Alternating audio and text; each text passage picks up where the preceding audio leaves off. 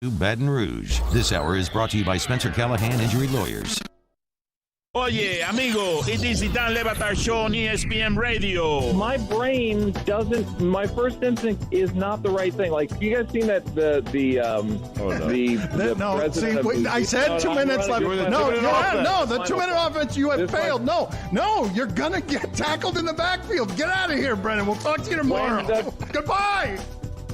The Dan Le Batard Show with Stugotz, weekday mornings at 9 on 104.5 ESPN Baton Rouge.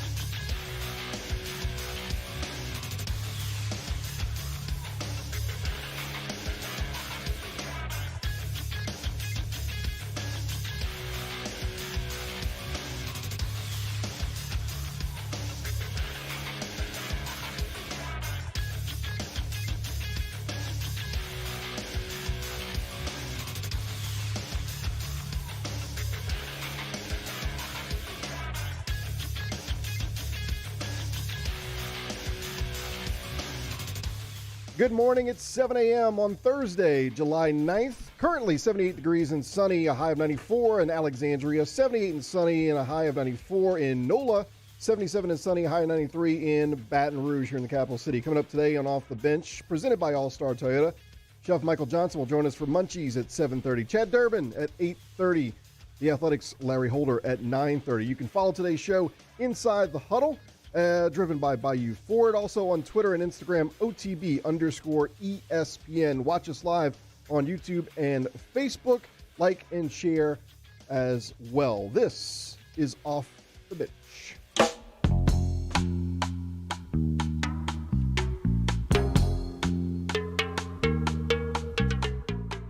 All-Star Toyota presents Off the Bench with Jordy and T-Bob Hebert. ESPN Baton Rouge, New Orleans, Alexandria.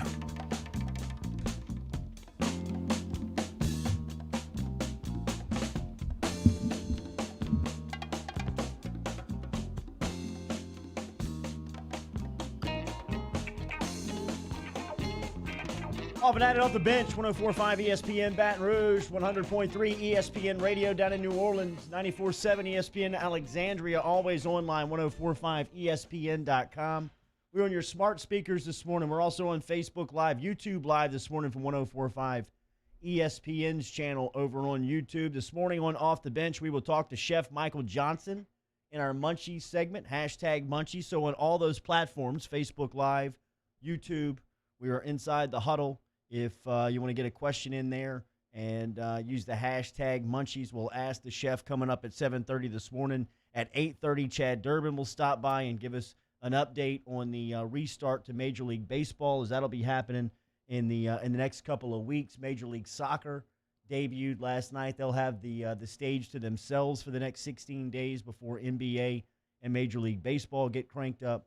So 3 hours of Off the Bench coming at you today, which is powered and driven every single day by All-Star Toyota. Here are your headlines on this Thursday, July 9th.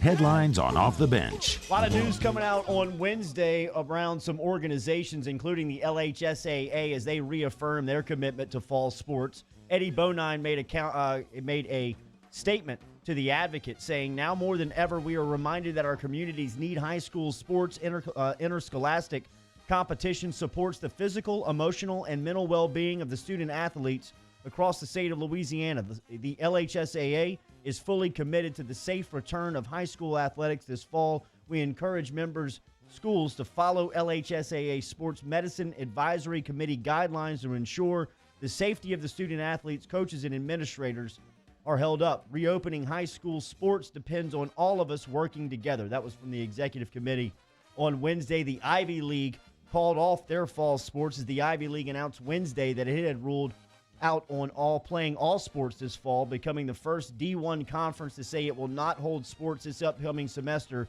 because of the coronavirus pandemic. No decision has been made about winter or spring Ivy sports or whether fall sports could be played in the spring of 2021. Out in the Pac-12 conference, Stanford which has long boasted one of the most robust collections of varsity sports in the country, will cut 11 of its varsity programs at the conclusion of the 2020 and 21 academic year as it deals with the ongoing financial ramifications of the coronavirus pandemic. The 11 sports that will be discontinued are men's and women's fencing, field hockey, lightweight rowing, men's rowing, co-ed and women's sailing, squash, synchronized swimming, men's volleyball, and wrestling. Coaches and athletes were notified of the decision via Zoom conferences on Wednesday. It sucks. They're going to have to go back to the country club. Unfortunately, it looks like that. I mean, though, that is the most preppy cluster of sports that I have ever heard of. Are they keeping Quidditch?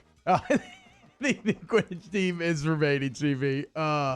LSU actually used to have a very good Quidditch team. Good morning. When I was in school, LSU's Quidditch team used to make the Final Four all the time. But that's neither here nor there. As far as the Stanford thing, what? Is that true? Yeah. Oh, yeah, they were beast. It was a club sport. They would make like the national Final Four. Either way, though, Stanford, this is a bit interesting, Jordy. I did some research into Stanford's endowment, and a lot of money. It's over $27 billion. A lot of money. It's probably not as much as the Ivy League schools, though. No, it is not. It is not. And Stanford, they have about $1.3 billion created off the interest alone that they can spend each year. About 75% of that is earmarked for specific purposes, but that does mean that you can use about $300 million in different ways that you see fit. So, is this for real, we could not afford these sports, or is this kind of a great excuse to maybe shuttle off some of the lesser sports of the athletic department? It's more complicated. It's not for me to say. But, I do feel for the athletes. Credit to Stanford. They are going to honor all scholarships and honor all coaches' contracts. But if you're a huge fan of the co-ed sailing team, I'm sorry, I don't know what to tell you. Ivy League making a business decision. I know they got the money in the bank and in the reserve, but they lose $12 million just by unrolling the sports. Well, the thing about the Ivy League as well is simply just that, it all comes down to money. It's not a revenue situation for them, right? They will not be threatened by not having football in the slightest. As you said, they actually probably get money back. That is not the case in the Power 5 or the SEC, which is why I don't believe that the Ivy League decision is going to affect what happens in the SEC or really any of the Power 5 conferences. Last night, SEC Commissioner Greg Sankey was speaking near midnight on ESPN Radio on Freddie and Fitzsimmons as the commissioner was reacting to the Ivy League's decision. I don't think that the announcement today is any inflection point for decision making. Now, when you look at what's happening from the trend line with virus testing, with hospitalizations, with supplies and treatments, those are the real inflection points for us. Sankey on ESPN Radio last night was talking about the questions he needed answered before they make decisions. So if you've got 4 or 5 reasons why you have to stop, are those 4 or 5 reasons still going to be there come February or March when you contemplate the start of spring football? And what I've not heard is clarity that, oh no, these circumstances will be very different. And that's the answer. That's the information that's really needed to inform that decision. Possibly could that ever happen? I would never be the one to say no, but you have to think about the evaluation points that lead you in that direction. And will you have substantially different information that inform that decision making 6 months from now? Sankey went on to talk about the timeline the SEC is operating under. You get to about a week before the start of practice, and that's when the conversations are going to become very much focused on time frame. But the ability to see the NFL start training camps, if you think about what's happening in the month of July, you're going to have Major League Baseball start playing and start traveling. NBA is going to be in their bubble, but they're going to be scrimmaging. You're going to have fans at a NASCAR race, I think. If things continue, probably next week. You're going to have NFL training camps start up. And so we're going to be able to learn even more. And hopefully we can overcome some of the problematic trends we've seen in public health. And that allows us, as you get into late July, early August, to engage in the next level of decision-making, it seems. Coach Ed Ogeron was on Fox Sports yesterday. He was alongside Matt Leinart, Reggie Bush, and others speaking about the college football season. He was talking about his coordinators coming up this year, Steve Ensminger and Bo Pelini, and how those guys are working together. Yeah, Bo has wholesale change opportunities. It's his defense. When I go in there, I'm the assistant defensive line coach. I'm going to support him in every which way I can. Scott Linehan has brought in some new ideas from Detroit Lions, from the Dallas Cowboys. He and Steve has full control of the offense. Now, here's what I do as a coach. I said, you tell me what you're doing, but let's make sure we're doing it correct and we're accountable and holding out players, playing hard and doing it the right way. Sure, just the way you did. For the best acts. That was Ogeron yesterday speaking on Fox Sports. Jim Harbaugh jumped on a Zoom call yesterday with the Detroit Free News, the Detroit Press News, talking about what he anticipates for his student athletes coming up this fall. These kids have to do the same thing. You know, they've got to go to school. They've been training their whole lives for the opportunity to play their sport. And, you know, that's my view with the knowledge that we have and time to learn more about it, that it would be my responsibility, our responsibility, and the players' responsibility also, you know, keep themselves safe, and also, you know, get the schooling and the training that they need. That was Harbaugh yesterday speaking. So a lot of news talking about whether or not sports will be played in the fall. We will discuss that coming up this morning on Off the Bench. We'll also take your Munchies questions coming up at 7:30 this morning. Chef Michael Johnson of LSU will stop in here at 7:30. 8:30, we'll talk to Chad Durbin. Larry Holder is going to stop by in the third hour of Off the Bench as we're rolling on until 10 a.m., powered and driven every single day by All-Star Toyota. Off the Bench with Jordy Culotta and T-Bob Hebert. ESPN Baton Rouge, New Orleans, Alexandria. Donaldsonville Glass and Body brings you OTB Daily here. Remember, online at dgbauto.com. Over at Donaldsonville Glass and Body in the month of July, if you mention OTB, you'll get $250 taken off of your deductible. Remember, if you have been in an accident, mention Off the Bench to the accident site when you get to the accident site. And speaking of the accident site, they got a brand new tow truck over at Donaldsonville Glass and Body that they can come pick up your vehicle in, bring it back to the shop at 415 Division Street, make the repairs, and then bring it back to you. All you got to do is mention OTB for that $250 off of that insurance deductible over at Donaldsonville Glass and Body. Go to DonaldsonvilleGlassandBody.com, DonaldsonvilleGlassandBody today for all your car needs. Like Jordy said, if you do need collision repair, you get in an accident, no one's more convenient in terms of picking up your car, fixing it, dropping it back off to you. The body shop's quality is second to none, but it doesn't have to be an accident. It could be an oil change, check engine light. You need an inspection sticker. It's a one-stop shop, DonaldsonvilleGlassandBody.com. Dear Sports is our love letter to sports. Share your Dear Sports letter with us. Call 860-506-6161 and read it to us. Or share a video or text using the hashtag Dear Sports on Twitter or Instagram. 104. At All-Star Toyota, you get it all.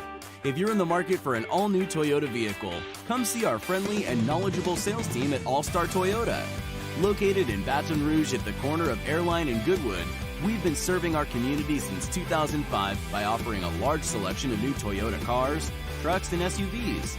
Get behind the wheel of your dream car and take a test drive at All-Star Toyota today. I've been doing business with Luba for 25 years. They're dependable, trustworthy. It's just the attention to detail with our clients. Our folks have years and years of experience. They're highly trained professionals, but many companies have that asset. What I'd like to think makes Luba a bit different is that we use those talents in a way that truly is dedicated to serving the needs of the folks who depend on us. Gulf Coast Office Products is a nationally recognized Savin office equipment dealer based right here in Louisiana. Over 100 employees strong, Gulf Coast has the boots on the ground to support all vertical markets from education, engineering, legal, and finance. With the latest in office technology from desktop to production segment units, Gulf Coast and Savin have the perfect fit for you. Call 225-756-2644. That's 756-2644 for Gulf Coast Office Products. Are you a licensed contractor? There's lots of good contractors in Louisiana doing work the right way, but unfortunately, too many unlicensed contractors are working outside the licensing requirements. Working as a contractor in Louisiana requires a license for the company doing the work. The Louisiana State Licensing Board for Contractors wants to help you get licensed to allow you to conduct work legally. It's not difficult to get the license. We can help you. Go to lacontractor.org for more information. Licensed contractors, it's the law. Gulf Coast Bank and Trust is a local bank with a straightforward philosophy. It's about doing the right thing for our customers. Participating in our community with annual local fundraisers. Offering individual attention in a modern banking atmosphere with a trusted local company. Gulf Coast Bank invested in technology with a local touch, giving our customers the power to bank anywhere, anytime. We're building relationships through personal service as the bank that cares about you. Gulf Coast Bank and Trust, the bank that cares about you. If I built a van, it would do more than haul. It would carry my entire business. I'd make it available in dozens, if not thousands of configurations. It would keep an eye on my fleet. And an eye out for danger. If I built a van, I'd make it available in diesel and gas. And I'd build it right here in South Carolina. Introducing the all-new Sprinter, starting at $33,790. Built in the USA. Mercedes-Benz. Vans. Born to run.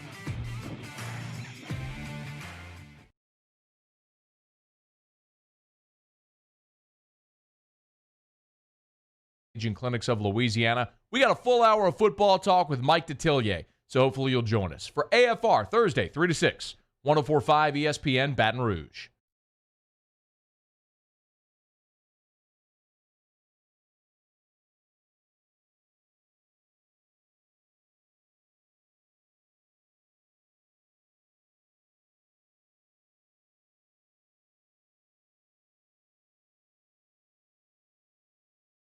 All-Star Toyota presents Off the Bench with Jordy Collada and T-Bob Hebert. ESPN Baton Rouge, New Orleans, Alexandria.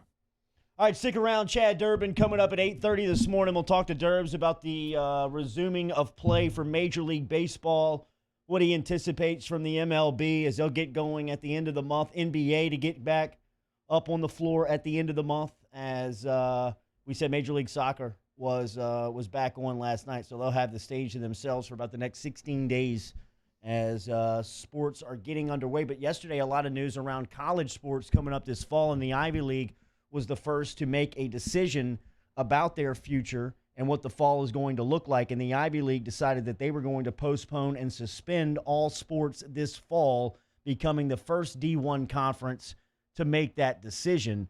No decision had been made on the winter or spring Ivy League sports, but fall sports will be suspended for the fall of 2020. So that's the first one. That was anticipated, though. There was a lot of discussion around that was going to happen. As much as that is news breaking, and that was big news yesterday, it was not a shock. It wasn't a big surprise. No, I mean, coaches had already told guys like Bruce Feldman that it was coming. I mean, we talked to Bruce in OTBOT yesterday about that very thing. So it was expected. And then there's an article in The Athletic today that I think really lays out quite simply why I don't expect the Ivy League's decision to have a huge impact on LSU or really the Power 5 as a whole. And it's like anything else in life, Jordy. It's just about following the money. If you look at the 8 Ivy League programs last year, they made a combined $30 million in revenue. Columbia leading the way. Who would have guessed? Columbia with the $5 million in revenue. Well, think about this. 16 Power 5 coaches make at least $5 million a year in personal salary. Wow. So you got coaches making as much as the most successful Ivy League team did.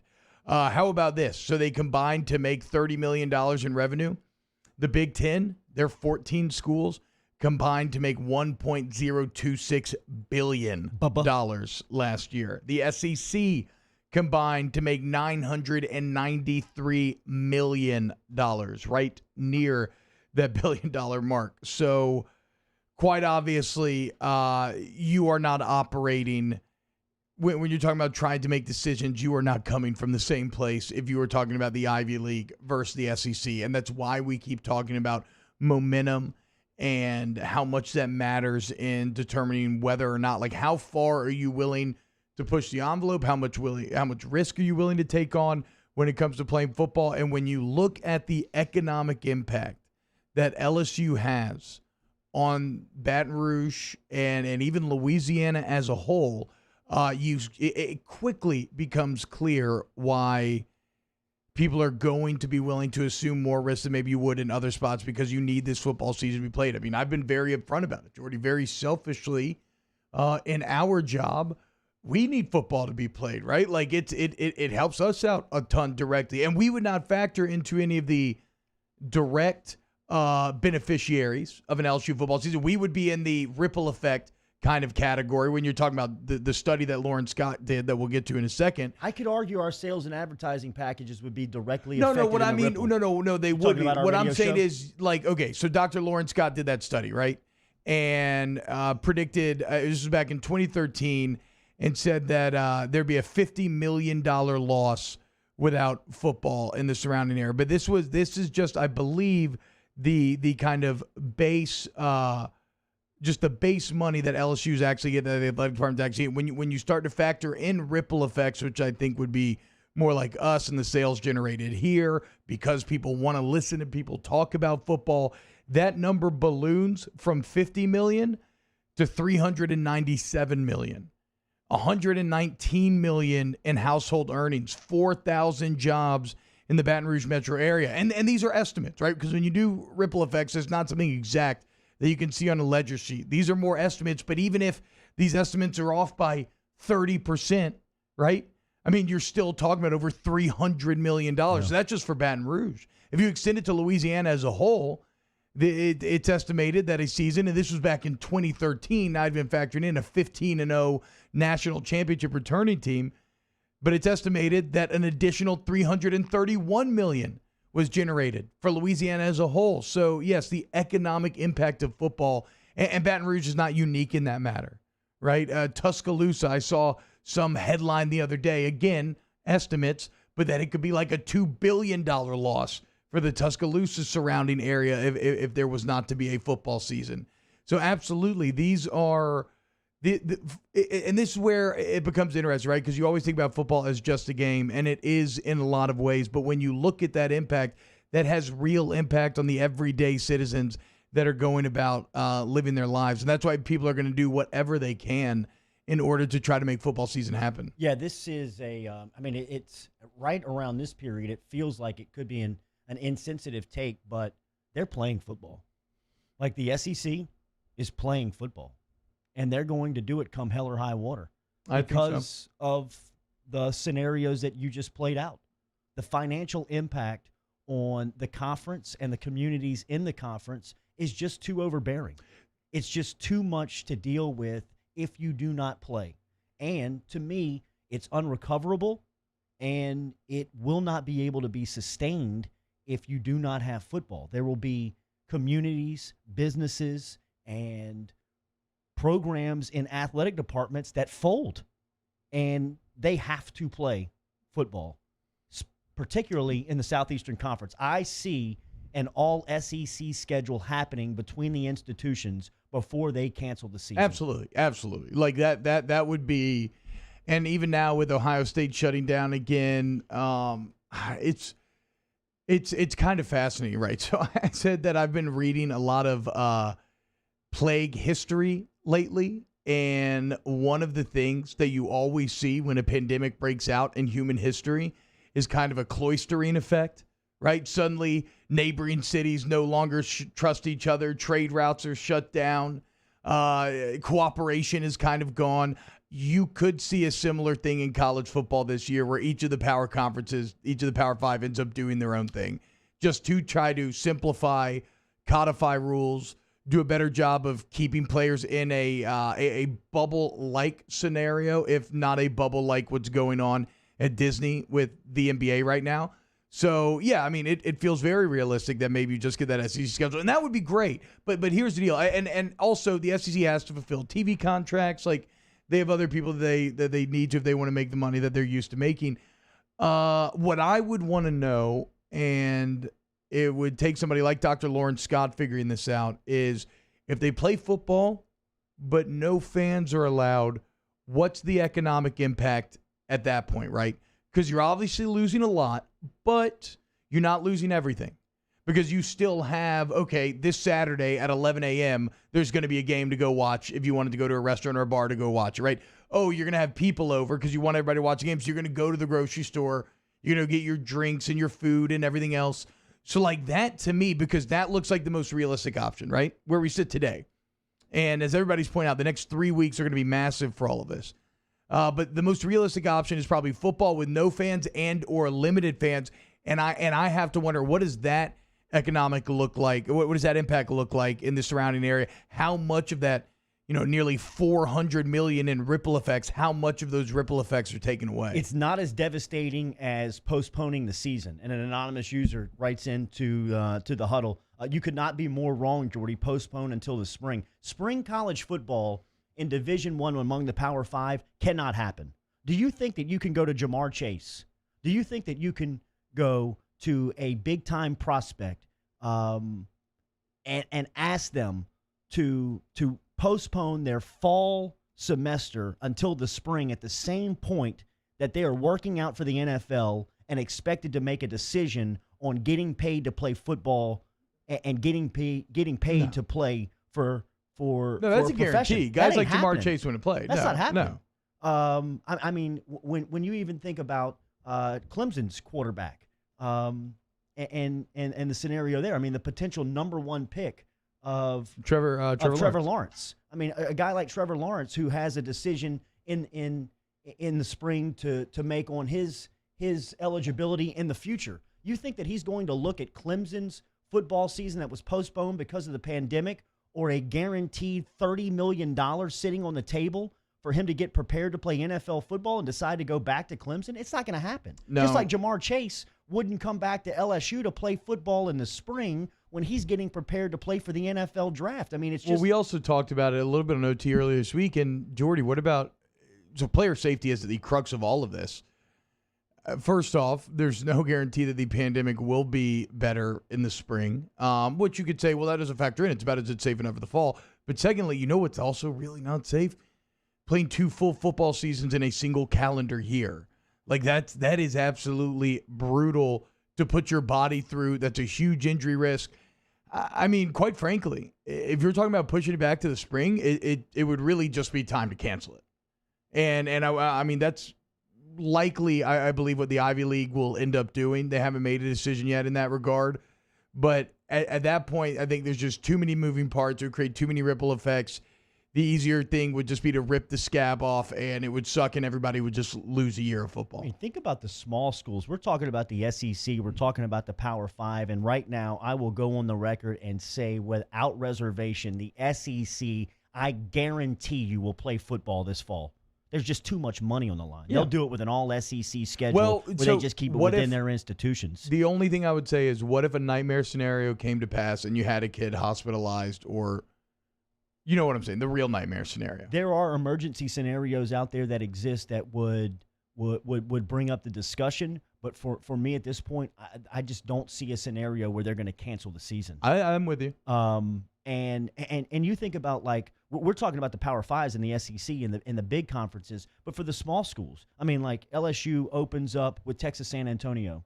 I don't know what the payout that there, ain't happening. But no, it's not happening. But I mean, think about how devastated now their athletic programs are, because they're not going to pick up. Let's just say it was $750,000. Yeah, just say it's $1 million. We'll just call it a cool million. It was $1 million. What do you think that does for the foreseeable future of Texas San Antonio's athletic program? How much they were counting on that check to be in the bank for the rest of the football season. It's kind of paralleled by what we're seeing just in our local economy, right? You have businesses that maybe were a bit more established, had a bit more of a war chest, and they were able to navigate these pandemic times and are still navigating them. And then you have other businesses that, maybe you had just started out, or maybe you're turning a profit, but you were kind of riding the edge, you're grinding it out, and a lot of places that I really like no longer exist now because of all of this. And so, yeah, look, 11, I know we kind of laugh about the country club sports that Stanford canceled, but yeah, there's going to be that happening in other places around the country as well. Anonymous user worried about Jordy sinking into a deep depression if college football is canceled this year. I mean, everybody would. The city would. Don't worry about me, man. I mean, everybody. At that point, Jordy would just be representative of us all. I mean, I'll be right there, sad beside him. And like I said, I'm very selfishly. I've make no mistake. I have a vested interest in football being played. Right? I got 2 kids. Like football's where we make our money for the year. So yeah, I desperately hope it gets played. Chef Michael Johnson next, talking Munchies, answering your questions. Still an opportunity to get inside the huddle. Facebook Live, YouTube Live, #Munchies. Get your questions asked for the chef. We'll answer them next here on OTB. Off the Bench with Collada and T-Bob. Brought to you by the Lanoix, LANOIX agency.com. Remember, get in touch with them at 749-5640. Ask them questions about your auto insurance, home insurance. Bundle that up for savings each month. Remember, they can help you out with flood insurance and business insurance as well. LANOIX agency.com. 749-5640 is where you can dial up Randy, Brian, or David this morning. They can help you out with monthly savings, all online at LANOIX agency.com. LanoixAgency.com, LanoixAgency.com. Your number one insurance providers. You need to bundle your home and auto, like Jordy said. Get your flood insurance.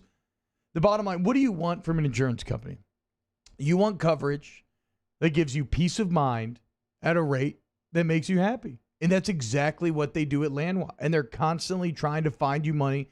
They're constantly trying to find you better coverage options without you having to lift a finger. They are the best. LanoixAgency.com, LanoixAgency.com. Our listeners fire off their opinions on the jimsfirearms.net hotline at 499-1045. Keep listening for your next chance to shoot us your thoughts with the jimsfirearms.net hotline on 1045 ESPN Baton Rouge. If I built a van, it would do more than haul. It would carry my entire business. I'd make it available in dozens. Make that thousands of configurations. It would keep an eye on my fleet. And an eye out for danger. If I built a van, I'd make it available in diesel and gas.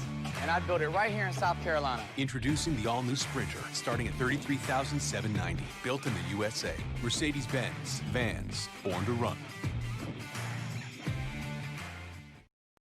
Gulf Coast Bank and Trust is a local bank with a straightforward philosophy. It's about doing the right thing for our customers. Participating in our community with annual local fundraisers. Offering individual attention in a modern banking atmosphere with a trusted local company. Gulf Coast Bank invested in technology with a local touch, giving our customers the power to bank anywhere, anytime. We're building relationships through personal service as the bank that cares about you. Gulf Coast Bank and Trust, the bank that cares about you. This is a house call. This is a follow-up appointment. This is a diabetes checkup.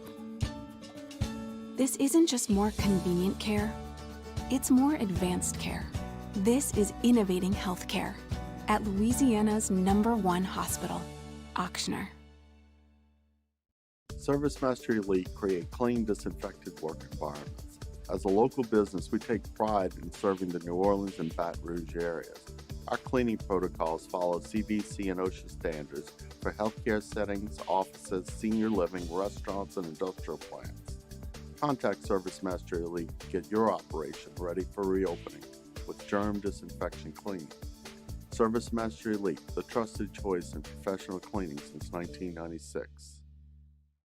To all of our heroes working on the front lines of this COVID-19 pandemic, your bravery and selflessness represent the very best of us, and we want to say thank you. I'm asking everyone around the state to join me in celebrating the heroism of our healthcare professionals on the 19th of every month at 1900 hours, that's 7 p.m. Write a note of appreciation, make plans to donate to charitable organizations, or say a prayer. To learn more, visit 19thanks.org. Thank you, and God bless. Crime has serious consequences, but anyone can make a mistake.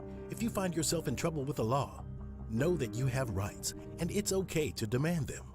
The law offices of O.C. Brown are here to protect you and your rights. Felony or misdemeanor, DUI or drug charge. No matter what crime you're accused of, you still have rights. Let the law offices of O.C. Brown uphold them. Call 225-343-1111. Your law firm for a lifetime. And also Ken Trahan of CrescentCitySports.com to talk Pels and Saints. Join us on 104.5 ESPN Baton Rouge. Ba-da-ba-da, cheesecake, munching on a cheesecake, munching on a cheesecake. Cheesecake. A cheesecake, gobble, gobble, cheesecake, gobble, gobble, cheesecake. Cheesecake. A cheesecake, gobble, gobble, cheesecake, gobble, gobble, cheesecake. Cheesecake.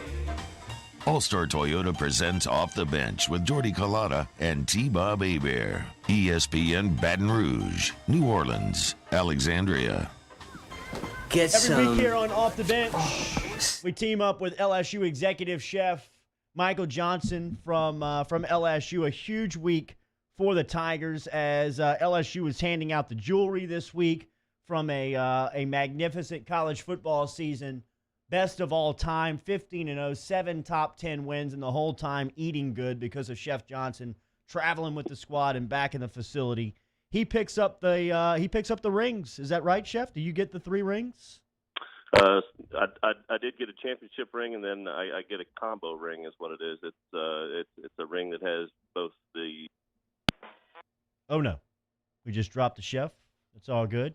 Cade Wassan, luckily here we've got the seasoned veteran producer, Unflappable, who will dial Chef back into the conversation, and we'll get him going as Chef Johnson was one of the lucky ones that made the list for LSU football that picked up the jewelry after the championship season. Chef was talking about that. We'll ask him if he was able to get one with Seattle, as he was in the same role with the Seattle Seahawks. Chef, we lost you there as you were talking about scooping up your ring and how cool of an experience that was. Yeah. So, when they handed it to me, it was completely a surprise, and I almost fell over, but I guess the point is that it was their way of showing their culture and bringing me into the fold and making me part of the team, and it was incredible. I mean, I woke up thinking about it this morning. Yeah, it's pretty awesome. Will you ever wear it? I wore it a little bit yesterday, just kind of around the kitchen, showing some of the people. But I could see myself wearing it to an LSU function. But yeah, that I think it's gonna sit on my. I've got a wooden armoire at home that I have all my keepsakes on from the years of past, and it looks pretty fine right there right now. Hey, Chef, pro tip, next time you're driving up to Toledo Bend or really driving an extended period anywhere in Louisiana, throw that ring on, right? You get pulled over for speeding, make sure your hands are at 10 and 2. All of a sudden, the guy's like, oh, wait, what is that? Is that a natty ring? I used to actually do that, and then when I would cross over to Alabama, I'd take it off and then put it back in once I left Alabama. Yeah. Chef Michael Johnson every week here. All right, we got a couple coming in from your buddy Cullen here. Ask Chef Mike if his aquamarine adventure from last weekend strengthened our chances on taking Clint's boat out for fishing by ourselves. I had a heck of a weekend when I blew the bearings out of my boat trailer on the way up there, and then we had battery issues on the boats when we got up there, and then my truck stalled, and I had to go get a piece for my truck, and that was all within the first 4 hours of being up there. So we didn't get too much fishing done. We just decided we were going to relax and cook food and not screw around with anything mechanical, and that worked out for us for the rest of the weekend. So Chef Cullen had to explain to me this one because he wanted me to ask you this question. Ask the chef, would he rather win the Bocuse barbecue, the Bocuse D, or have his LSU national championship ring? That's tough. The Bocuse d'Or is like a world class cook-off that examples how excellent a chef is. But working with a team, I think, is more important than it is being a single chef. You don't get anywhere without your team, and I think that's what LSU is saying to me, and saying to their people. And I don't know that ring that's pretty awesome. It's something that I'm gonna cherish for the rest of my life, and I think my kids will as well. Hashtag Munchies. Ethan Guidry asked, chicken nuggets or chicken fries? I guess it depends on where the nuggets come from. I like nuggets, but I like whole, fresh, real nuggets, not McDonald's cream chicken nuggets. Where can you get whole, fresh, real nuggets? You can buy them at the store. You can make your own, Okay. from tenderloins. Yeah. Hashtag munchies. What is the absolute best meat to make fajitas with? Flank or skirt? And what marinade? This comes from Lobo Robillard. Yeah, I think that skirt and flank are pretty much the same. To be honest with you, texturally wise and cost wise, they're going to run you about the same. So it's comparing a tomato to a tomato, so to speak. And I like chimichurri on my flank steak. Just kind of chopped parsley and lemon and olive or olive oil rather, and kind of keep it fresh and light. I don't know. I'm a chimichurri fan. Bill Ivy writes inside the huddle, hashtag Munchie Chef, what's the best way to prepare beef tongue? Beef tongue? Yes. I love braised beef tongue tacos. There's a place in Seattle that really does it well that we would go every Tuesday. And, you brown it and peel the membrane and then brown it and then braise it so it doesn't completely fall apart, but it's nice and tender. And then you slice it into thin slices and put it in street tacos. Oof. I mean, hey, I'll try anything, dude. I'm in. Hashtag munchies. How do you make your grits? Milk or water? It depends on where I'm at, to be honest with you. I like milk and I might like them creamy, but we don't put dairy in them at the nutrition center because we have some dairy allergies and milk is fatty. And I had a doctor tell me one time that I worked for when I taught at LCI that milk is for calves and babies.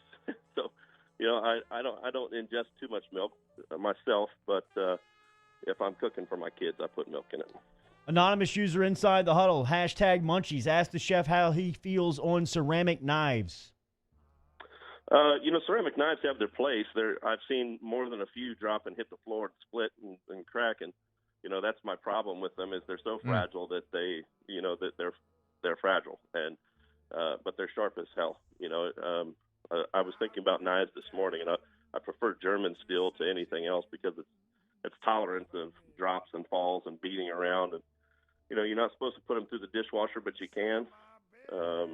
And ceramic, you have to treat very carefully. Even putting it in a box or a toolbox or moving it around, you have to have a case for it even inside of that because if it shifts around while you're moving it, it can chip and break. Hashtag Munchies from another anonymous user. Ask the chef, what are the best ways, the best meats to brine? Chicken for fried chicken, but what else? The rule of thumb is pretty much any kind of white, lean meat. I mean, I brine alligator, I brine chicken, I brine turkey, I brine pork. What you're looking, the reason for brining is to retain moisture. And when you have lean meats, they don't have as much fat in them, so they'll dry out quicker. So, my rule of thumb is, you can brine anything that's a white, lean meat, to be honest with you. Additional question. What is brining? How do you do that process? So brine is pretty simple, and different people do it different ways. I cook my brine first, so I put everything into a water bath or a pot with water, and you heat it up, and the foundation of the brine is equal parts salt and sugar. So okay. The salt is meant to absorb into the meat and exchange with the natural liquids of the meat, so that when it cooks, it retains moisture. That salt gets in there and holds the moisture in.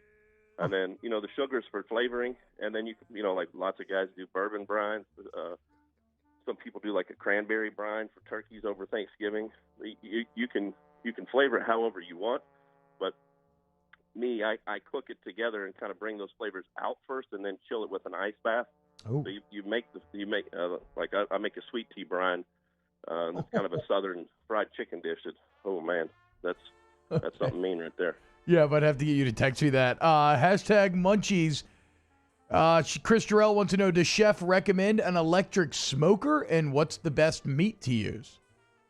I've used a Traeger before, and I guess that's probably the best smoker that I've worked with. I've worked with more, like industrial-sized smokers, and I prefer natural log. But if you're going with a home class, I've had good luck with Traegers.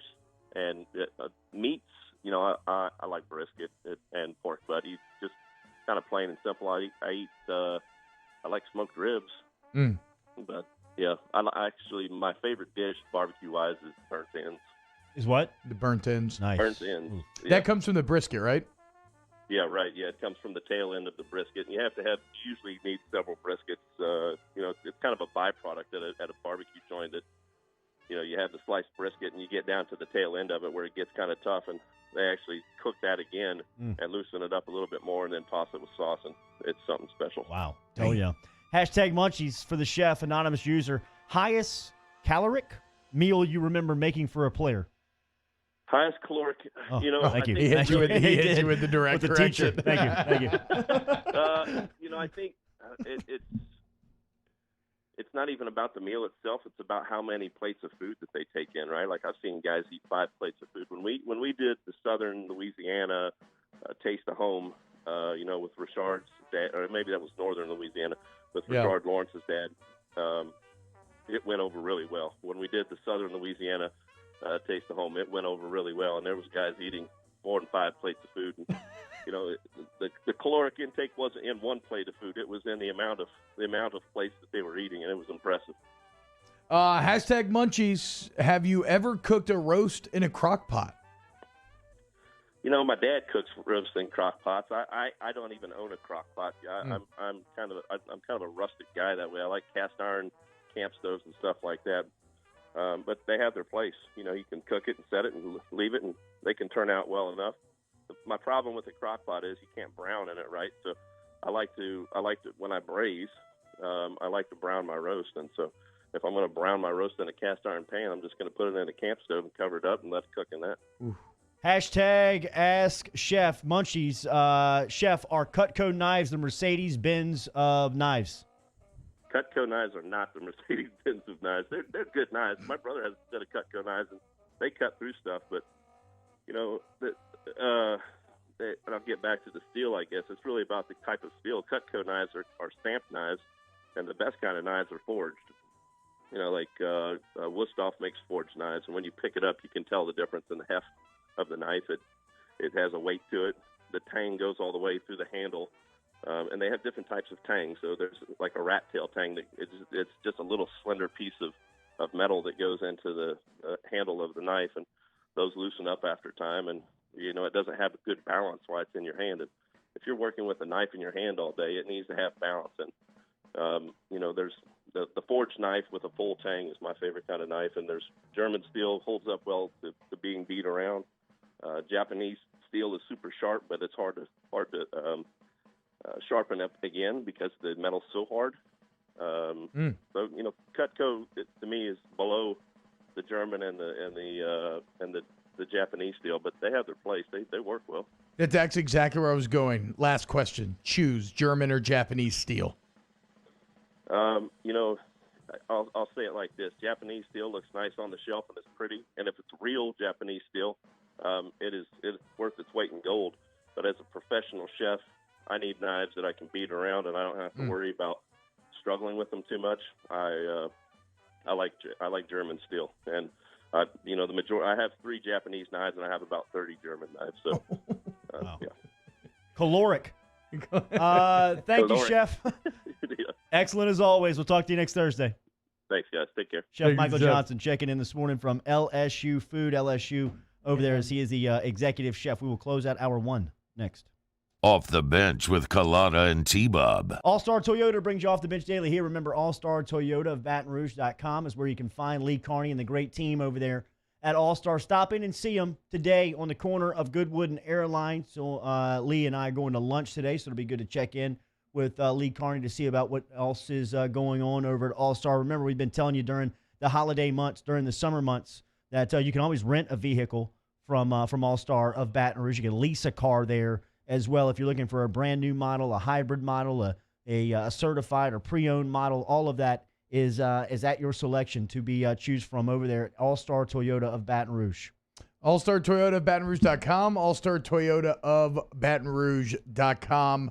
Go there if you need a new vehicle. Maybe you're kind of flirting with the idea of a new vehicle. The website's an incredible resource. You can see all the new, used, the certified used inventory. You're going to get things like warranty coverage. It's basically like buying a new vehicle. It's got that Toyota All-Star stamp of approval. Go to allstartoyotabatonrouge.com. Get a full list of phone numbers, websites, and other important emergency information on the Demco Stormwatch page at 1045ESPN.com. At All-Star Toyota, you get it all. If you're in the market for an all-new Toyota vehicle, come see our friendly and knowledgeable sales team at All-Star Toyota. Located in Baton Rouge at the corner of Airline and Goodwood, we've been serving our community since 2005 by offering a large selection of new Toyota cars, trucks, and SUVs. Get behind the wheel of your dream car and take a test drive at All-Star Toyota today. This isn't just another day. It's so much more. Kelly's life was put on hold when her auctioneer primary care doctor discovered a rare blood disorder. Her doctor connected her to an auctioneer care team of cancer, heart, and kidney specialists.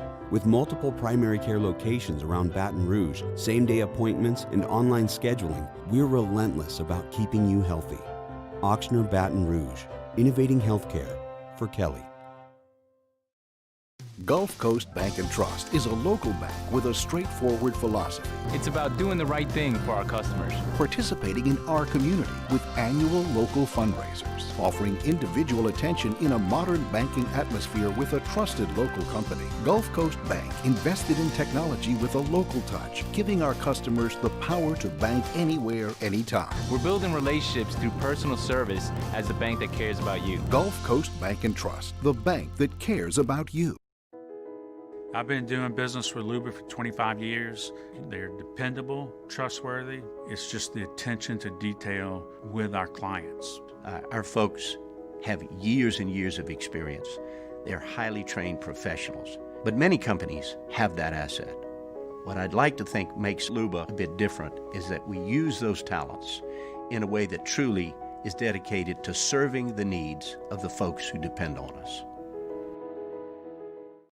Are you a licensed contractor? There's lots of good contractors in Louisiana doing work the right way, but unfortunately, too many unlicensed contractors are working outside the licensing requirements. Working as a contractor in Louisiana requires a license for the company doing the work. The Louisiana State Licensing Board for Contractors wants to help you get licensed to allow you to conduct work legally. It's not difficult to get the license. We can help you. Go to lacontractor.org for more information.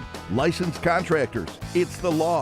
Gulf Coast Office Products is a nationally recognized Savin office equipment dealer based right here in Louisiana. Over 100 employees strong, Gulf Coast has the boots on the ground to support all vertical markets, from education, engineering, legal, and finance. With the latest in office technology, from desktop to production segment units, Gulf Coast and Savin have the perfect fit for you. Call 225-756-2644. That's 756-2644 for Gulf Coast Office Products.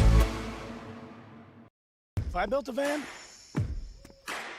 it would do more than haul. It would carry my entire business. I'd make it available in dozens, make not thousands of configurations. It would keep an eye on my fleet. And an eye out for danger. If I built a van, I'd go in diesel and gas, and I'd build it.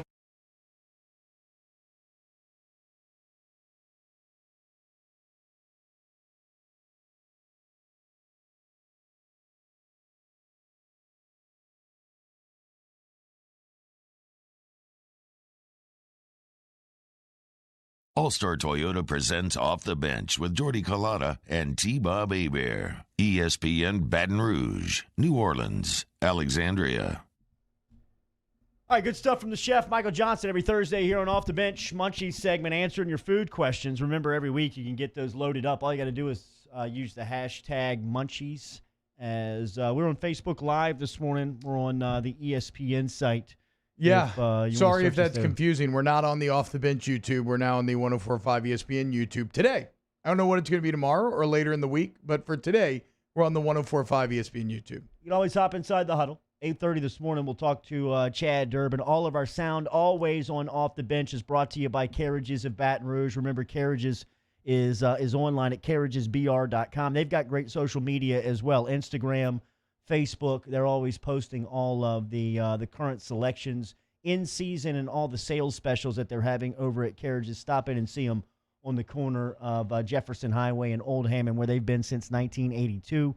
Make sure and tell them that you've heard it here on Off the Bench as they bring back all of our sound. Tomorrow we'll talk to Cole Kubelik in our regular Friday stance. We'll also talk to Hunt Palmer. I believe we need to get Hunt a movie for tomorrow. Wait, how'd Gladiator go? Or I guess Gladiator is this week. So he did not do. It was not last time he came on. He did I was not out review on Friday. Gladiator. We weren't here Friday. We weren't. Yeah, That's why nobody we're was. here Friday. I didn't know if y'all did him Thursday when I No, missed. we didn't. Okay, so Gladiator's on the books. Gladiator's tomorrow. Dude, that's a perfect classic. Gladiator tomorrow. Like that'll be a great litmus test for Hunt's actual taste, because I don't know how you could get on the other side of Gladiator if you've never seen it and not be hyped on some Maximus Decimus Meridius, the legend. Hunt could be a big letdown there. Great. Me and Danny were talking about this yesterday, right? Love a movie with a great villain. We were talking about Michael Shannon, who's Joaquin been Phoenix, excellent. maybe the best villain. Right, exactly, of all dude. time. So I'm trying hateful. to think of a better villain.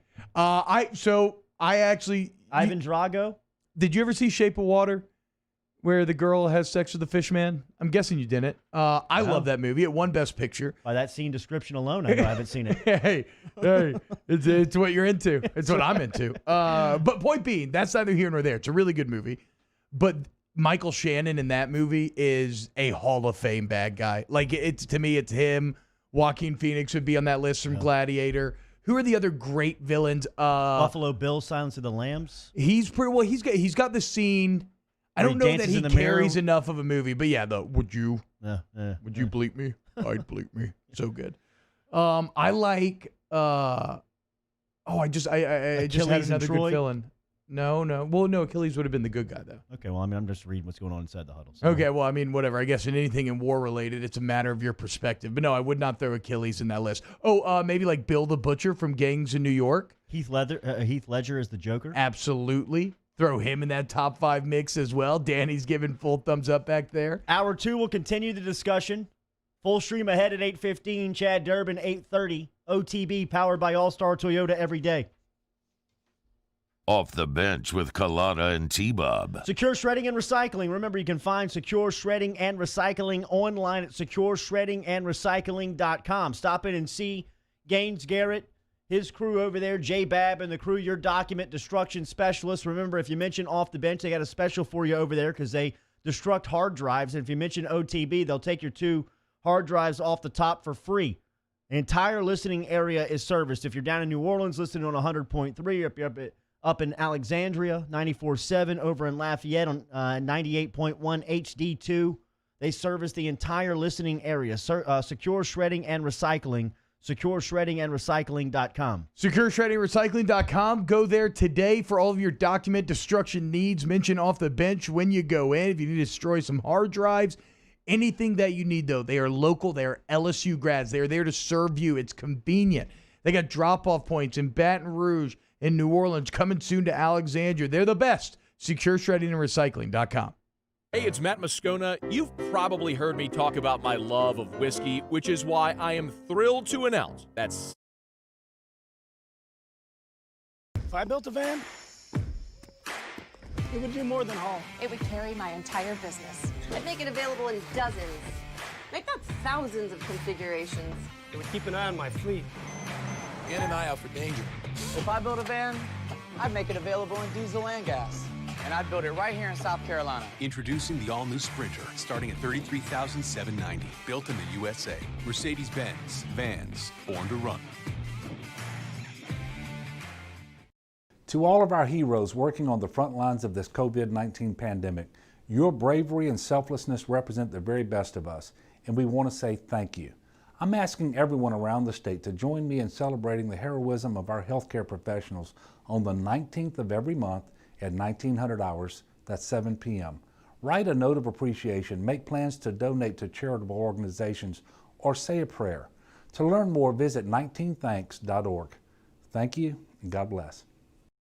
Gulf Coast Bank and Trust is a local bank with a straightforward philosophy. It's about doing the right thing for our customers. Participating in our community with annual local fundraisers. Offering individual attention in a modern banking atmosphere with a trusted local company. Gulf Coast Bank invested in technology with a local touch, giving our customers the power to bank anywhere, anytime. We're building relationships through personal service as the bank that cares about you. Gulf Coast Bank and Trust, the bank that cares about you.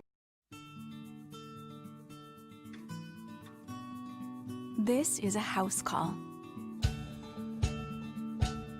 This is a follow-up appointment. This is a diabetes checkup. This isn't just more convenient care, it's more advanced care. This is innovating healthcare at Louisiana's #1 hospital, Ochsner. ServiceMaster Elite create clean, disinfected work environments. As a local business, we take pride in serving the New Orleans and Baton Rouge areas. Our cleaning protocols follow CDC and OSHA standards for healthcare settings, offices, senior living, restaurants, and industrial plants. Contact ServiceMaster Elite to get your operation ready for reopening with germ disinfection cleaning. ServiceMaster Elite, the trusted choice in professional cleaning since 1996. At All-Star Toyota, you get it all. If you're in the market for an all-new Toyota vehicle, come see our friendly and knowledgeable sales team at All-Star Toyota. Located in Baton Rouge at the corner of Airline and Goodwood, we've been serving our community since 2000. Offices in Baton Rouge. 1045 WNXX Jackson, 1049 KNXX Donaldsonville, and WDGL HD2 Baton Rouge. This hour is brought to you by Spencer Callahan.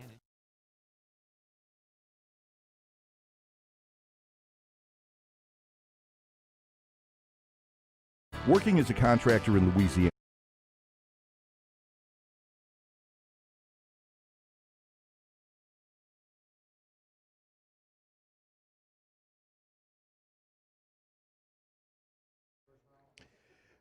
Good morning. It's 8 a.m. here in the capital city. 78 degrees in our affiliate in Alexandria. Sunny as well. NOLA 80 degrees today. And Baton Rouge coming in about 82 at the moment.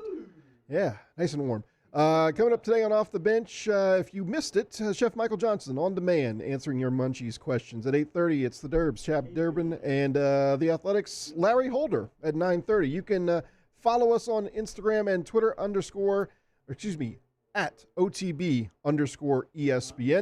Watch us on YouTube and Facebook. And listen, 104.5 FM, 104.9 FM, 98.1 HD2, 100.3 ESPN in New Orleans, and 94.7 in Alexandria. Hour 2 of Off the Bench starts now.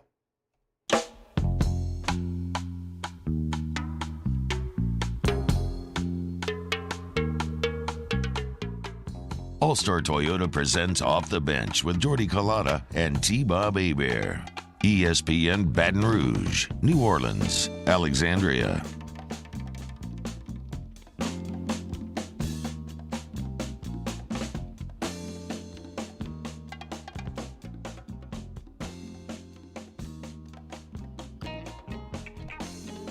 OTB Hour 2, off and at it. Powered and driven every day by All-Star Toyota. Remember, online All-Star Toyota of BatonRouge.com. Good Thursday morning to you. Jordy Collada, T-Bob Hebert. Cade Vassan's here with us on the ones and twos. Cade, you're here tomorrow as well, right? Thursday and Friday? That is correct. I got the end of the week here for Musso, and he's back on Monday. Oh, yeah. Oh, yeah. Well, it's great to have you here, All CV. aboard the OTB train for Musso. Yep. I'm very Cade, excited to welcome Musso back to the fold as well. The junior of the senior, Cade, super chill this morning. Yeah. Cade's in the air, man. He's relaxed.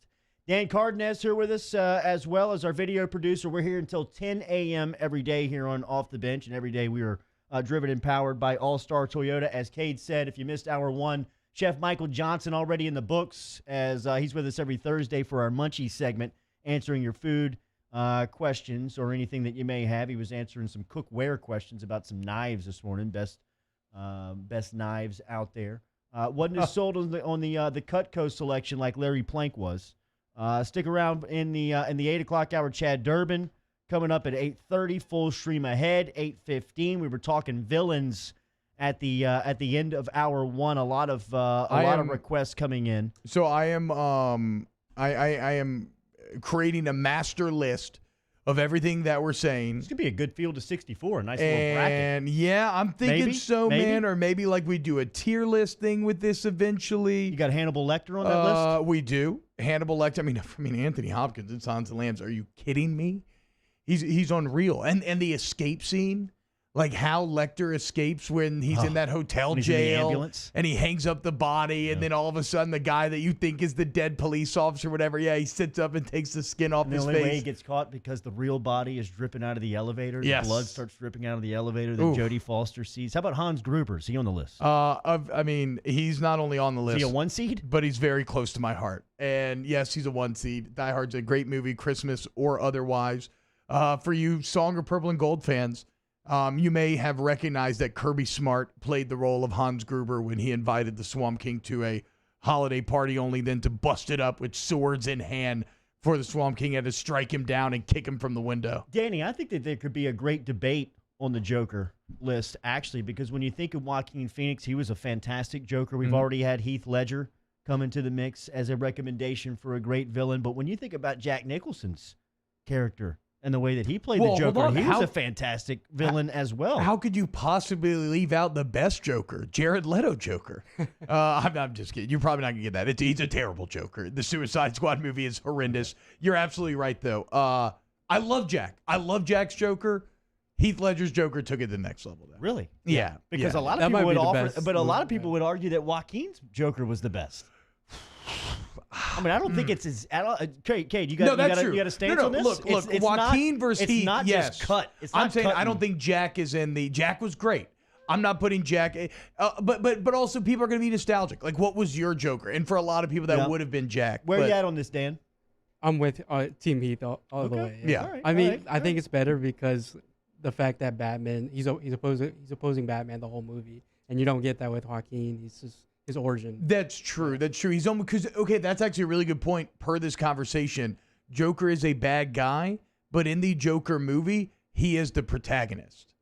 Right? He's not the antagonist. So for the sake of the argument, he's not like really he may not considered even a villain. qualify. Okay. Like he may not technically, even though the Joker is the ultimate villain. But Danny's right. One of my favorite Batman dynamics is the two sides of the same coin, where both the Joker and Batman are super mentally unstable and very weird people. It's just that we cheer for Batman, even though he's like putting kids in danger. He won't kill the Joker, despite the fact that the Joker keeps killing hundreds of people. Yeah, they're both just broken people. Yeah, hey, do you want to weigh in on this? For me, the nostalgia purpose, Jordy's right. It goes back to Jack. I mean, that's Jack and even Michael Keaton, as far as Batman is concerned, have a special place. I didn't see the Joker until recently. During the lockdown, I think it was made available on HBO's on-demand platform. So Candace and I watched it. That is so dark. And the Joker I like is there's a little bit of the Joker you like and a little bit that he's the bad guy because he's kind of comical in the same sense. I mean, he's out there with the Prince music. So like that kind of combo was like cool for me as like a villain that you hate, but you kind of laugh at a little bit. I couldn't laugh at anything.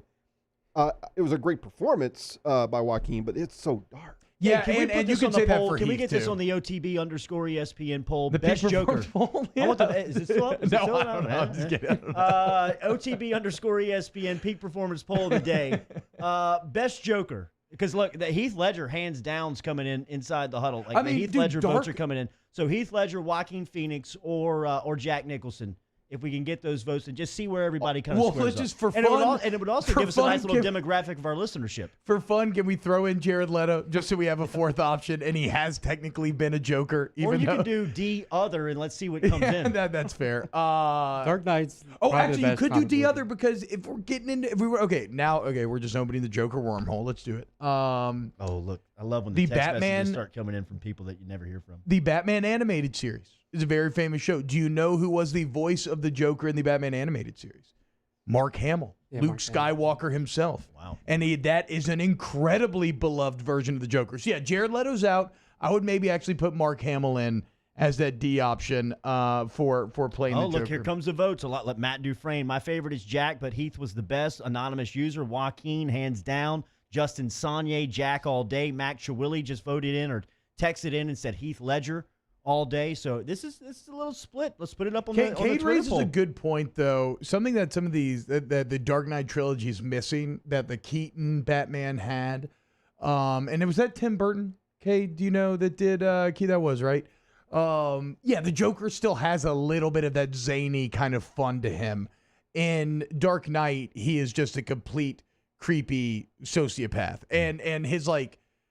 a Joker clown element doesn't come from actually doing funny things like Jack did with the Prince music and splashing the paint. His like insane Joker clown persona comes from like, life is a joke because it just results in death, and I'm just here to show you all that nothing really matters. The Dark and Knight? Chaos. Yeah, I'm talking about. Well, like, I mean, it's more of like a realistic approach, like what would happen, like That is if fair. it was actually today.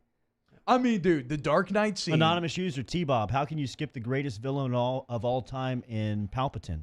Yeah, okay, so I have strong feelings on this as well, because I commit time to things that don't matter. Emperor Palpatine, in my opinion, is the most effective on-screen villain of all time when it comes to accomplishing goals. Who is that? This is the main bad guy in Star Wars. Okay. But the thing is... So not Darth Vader?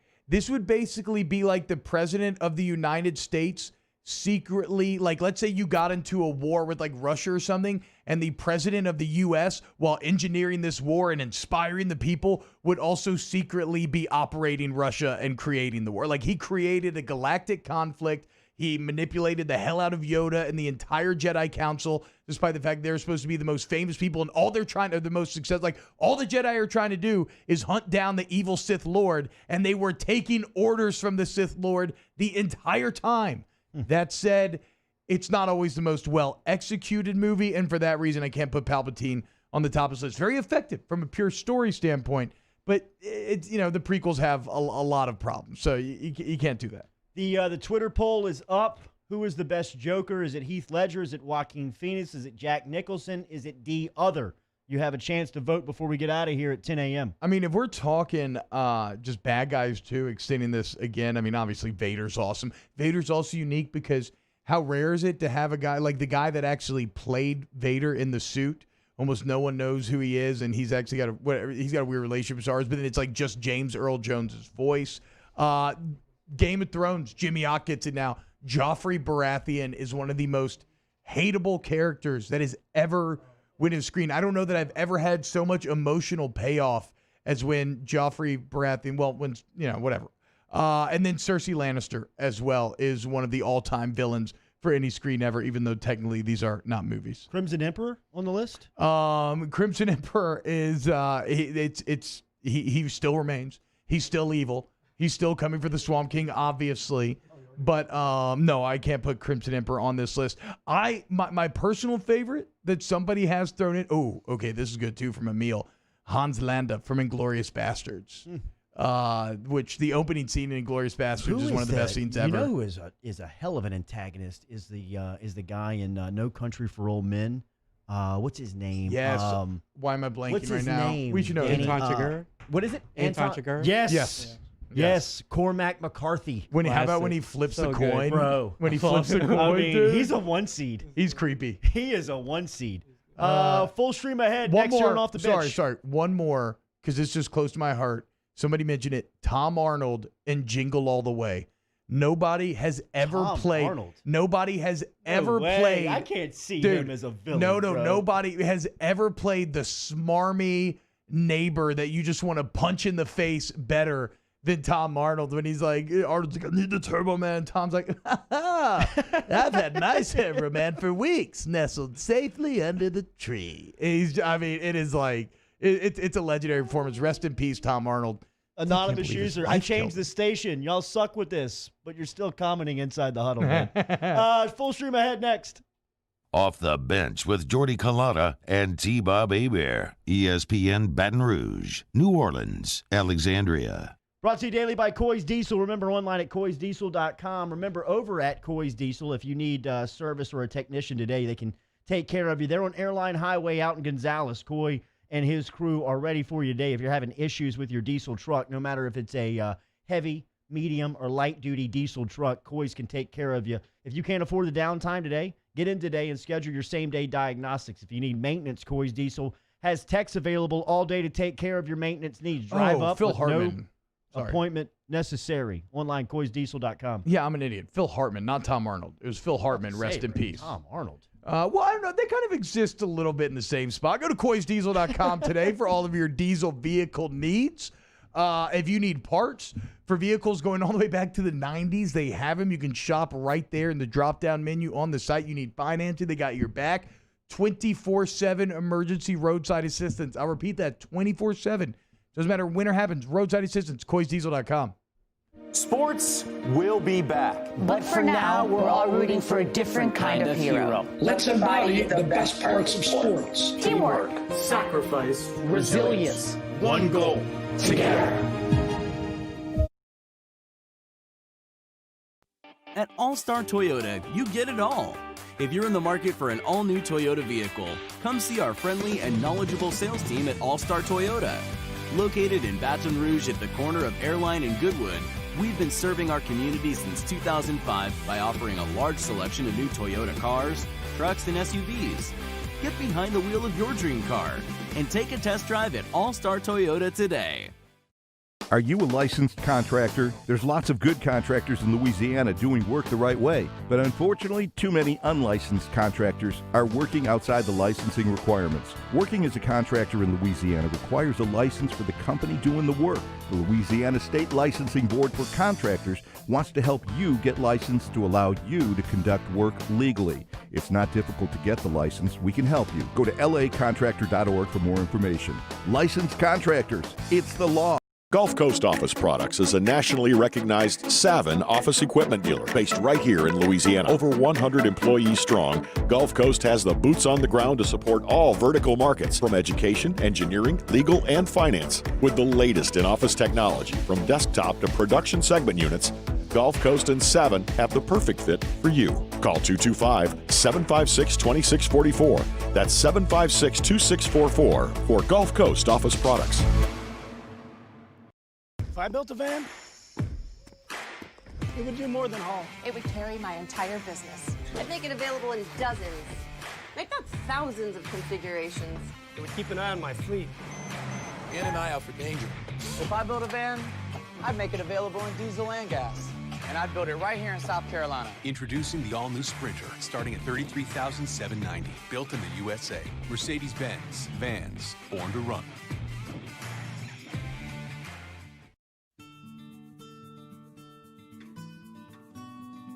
This is a house call.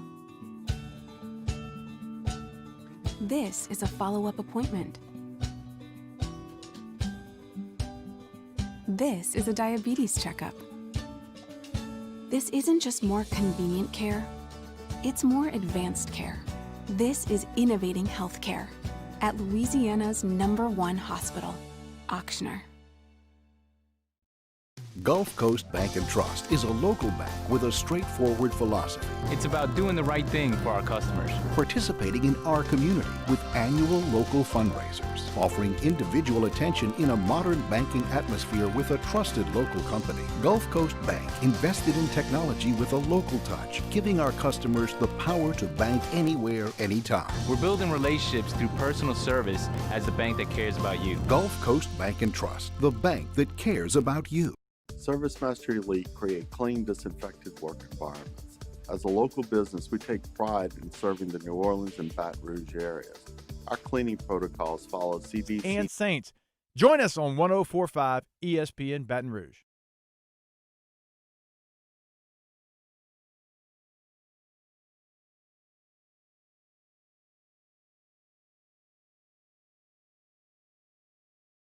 All-Star Toyota presents Off the Bench with Jordy and T-Bob Hebert. ESPN Baton Rouge, New Orleans, Alexandria. All right, good stuff. Hop inside the huddle. Remember, we're there. We're also on Facebook Live this morning on 104.5 ESPN Facebook's page. You can also stick around. We're here until 10 a.m. We're driven every day by All-Star Toyota. Stick around. We'll tell you what we were watching on Full Stream Ahead. We didn't talk a little bit about LSU basketball. We mentioned this yesterday for a small tidbit, but it looks like the ship has sailed on Musa Cisse and LSU. It's not quite yet over, as some recruiting services still see LSU as having an outside shot to land Musa, but right now everything is trending towards Memphis and Penny Hardaway. At a couple of separate times during this recruitment, LSU has felt very confident. I think they have even at times feel like they had secured a commitment from Cisse and his camp, as LSU was the team to beat for weeks in this in this saga. But now here, as it comes to the end, it looks like Memphis is going to win out. As we told you yesterday, Billy Embody, who is over at Go247, was reporting that Oklahoma State center, who is looking to transfer, Annie, after Oklahoma State was placed on NCAA sanctions last week, is being recruited very hard by LSU. Houston, Maryland, and SMU are some of the other programs that are in the mix right now, but LSU has elevated themselves to the top of the list by their efforts in trying to secure the commitment from the 6'10", 240-pound rim protector, which Will Wade has mentioned here on this show, and any time that he speaks to the media, that is a major point of emphasis for this team, is trying to find a replacement for Cavell Bigby Williams, who they lost 2 years ago, as a rim protector. So look out for a name like Annie as a possible prospect that could hop up the list. Okay, I got two questions for you then, Jordy, as a resident LSU basketball expert. We talked about if you got Smart, Watford, and Days back, and you got Cisse, which we thought it maybe looked like it was all going to happen at a time. We talked about how that was a team that could have potentially be like a top 5 team in the entire country, right? So if you take Cisse out of that equation, well, first off, where do you think they stand right now with Smart, Watford, and Days? Emmett Williams already saying he's going to the NBA. Yeah, I think Smart and Days are coming back. At this point, I feel secure in saying that today. I think Trendon Watford is still gathering some more information, but I think if he's not a top 44 pick, which I believe he can get the feedback before the August 3rd deadline, whether or not he will be, then I anticipate he comes back. Okay. And I don't see him being a top 44 pick. I think potentially he is a pro. I just don't think he's a pro now. So I think Watford returns. Okay, so then let's say that those 3 guys return. Then you got Sharif O'Neal and everybody else coming in. No Cisse. Does that change that top 5? Like how much does that change that kind of estimation? Yeah, I mean, I think it takes a little bit of the shine off of that top 5 early preseason ranking that we were talking about, because when you looked at the guys that they had gotten in this recruiting cycle, namely Cisse would have been at the top of the list. Yeah. But you've got some other guys. You've got the 5-star out of Virginia. You got Sharif O'Neal coming in. So this is a very much a headlined recruiting class, a top 5 class by all services. Cisse would have pushed you over the top as far as just the hype and the excitement. But I still believe that they're a top 15 program going into the season. Okay. I still think that their roster is constructed to be one of the top 15 teams in the country with just what they can accomplish. And I do believe that they will get a rim protector.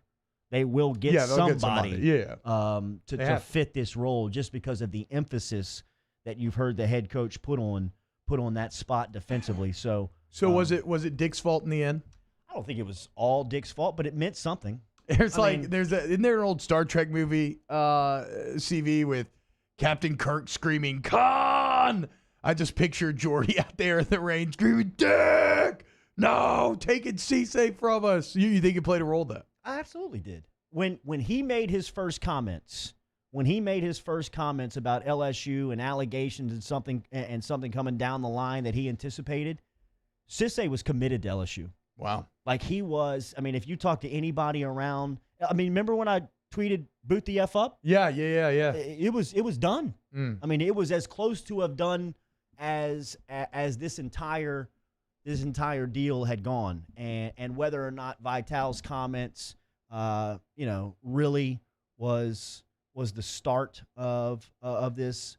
I could never guarantee, but I got to imagine that when one of the biggest voices in college basketball is talking about allegations coming to one of your school's finalists or one of your finalists as a school, that it means something. I anticipate that it means somting. So wow, Cisse looks really good too. His highlight tape's unbelievable. He's a game changer. T. I mean, he's 6'11". He can run. He's averaging what did he average? 10 blocks a game. I mean, in high school, him playing in high school it's like when Dwight Howard was playing at Southwest Atlanta Christian a year before going to the NBA. It's just not fair. It's not fair. But Dick Vitale, really and truly, from a analyst in college basketball stamp, should be ashamed of himself.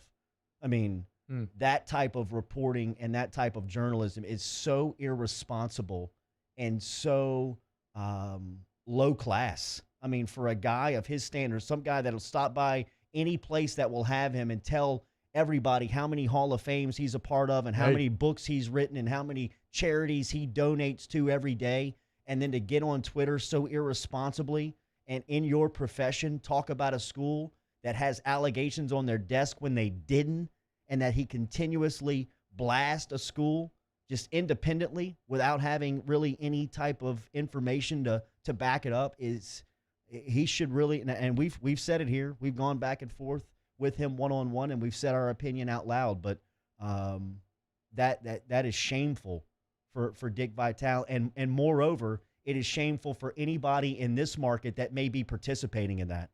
Anybody that is feeding him that type of information to try and put out there and sabotage the LSU basketball program it's unfathomable to think about that could be coming from within. And we've talked about the rumors here, and that's all there is rumors, because there's no guarantee where it's coming from. But there is a ton of smoke out there that it is coming from an inside source within the LSU athletic facility, at LSU athletic building, and going to Dale Brown, which Dale Brown is feeding to Dick Vitale, and Dick Vitale is tweeting out. And if that is the case, that's disgusting. It is so shameful to think about that somebody who has held that position and understands the pressures of winning at that level could be sabotaging within. Golly, man. It's just, let's hope not. You know what? This is all losing Cisse sucks, but this is still going to be a very good LSU basketball program. This is still a team that, if you look at the last 3 years, has just consistently improved. And this is a team that is starting to get just that. They're starting to get consistent, right? I mean, I'm not always the best LSU historian. I'm definitely not on your level, Jordy. But in my opinion, the biggest knock on the LSU basketball program throughout its entirety would just be a lack of consistency. A lot of high moments, but it was very hard to string those high moments together, and it looks like that's what Wade's building right now. So I'm hyped. There it is. Jordy just yelling, Dirk! No! Full stream ahead. Punk. Give us our Off intro. the bench with Kalana and T-Bob. All right, so full stream ahead. What you've been watching and listening to. I like the stab that Cade threw in there. Good. Hey, Good. hell yeah, dude, we'll keep it. Break? Yeah. Okay.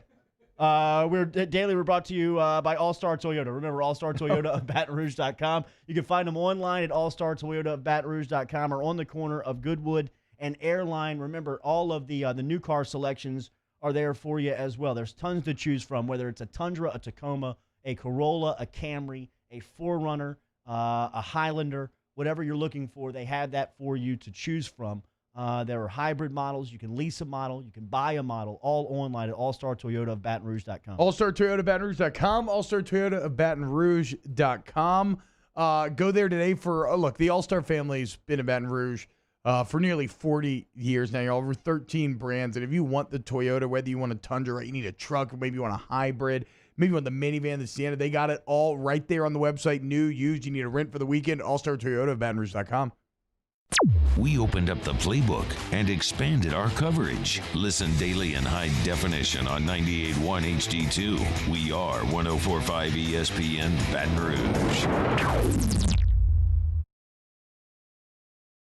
If I built a van, it would do more than haul. It would carry my entire business. I'd make it available in dozens, make not thousands of configurations. It would keep an eye on my fleet. And an eye out for danger. If I built a van, I'd make it available in diesel and gas. And I'd build it right here in South Carolina. Introducing the all-new Sprinter, starting at $33,790. Built in the USA. Mercedes-Benz. Vans. Born to run. Are you a licensed contractor? There's lots of good contractors in Louisiana doing work the right way, but unfortunately, too many unlicensed contractors are working outside the licensing requirements. Working as a contractor in Louisiana requires a license for the company doing the work. The Louisiana State Licensing Board for Contractors wants to help you get licensed to allow you to conduct work legally. It's not difficult to get the license. We can help you. Go to lacontractor.org for more information. Licensed contractors, it's the law. At All-Star Toyota, you get it all. If you're in the market for an all-new Toyota vehicle, come see our friendly and knowledgeable sales team at All-Star Toyota. Located in Baton Rouge at the corner of Airline and Goodwood, We've been serving our community since 2005 by offering a large selection of new Toyota cars, trucks, and SUVs. Get behind the wheel of your dream car and take a test drive at All Star Toyota today. To all of our heroes working on the front lines of this COVID-19 pandemic, your bravery and selflessness represent the very best of us, and we want to say thank you. I'm asking everyone around the state to join me in celebrating the heroism of our healthcare professionals on the 19th of every month at 1900 hours, that's 7 p.m. Write a note of appreciation, make plans to donate to charitable organizations, or say a prayer. To learn more, visit 19thanks.org. Thank you, and God bless. Crime has serious consequences, but anyone can make a mistake. If you find yourself in trouble with the law, know that you have rights, and it's okay to demand them. The law offices of O.C. Brown are here to protect you and your rights. Felony or misdemeanor, DUI or drug charge. No matter what crime you're accused of, you still have rights. Let the law offices of O.C. Brown uphold them. Call 225-343-1111. Your law firm for a lifetime.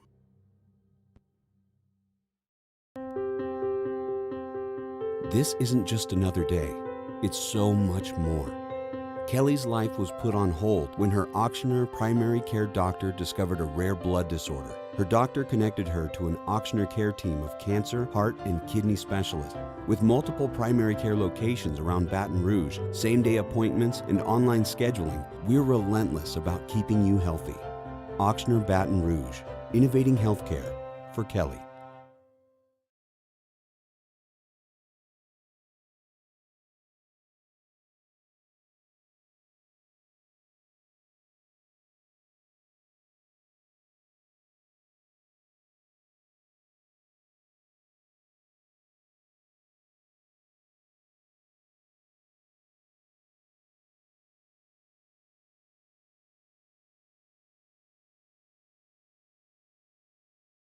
With Jordy and T-Bob Hebert. ESPN Baton Rouge, New Orleans, Alexandria.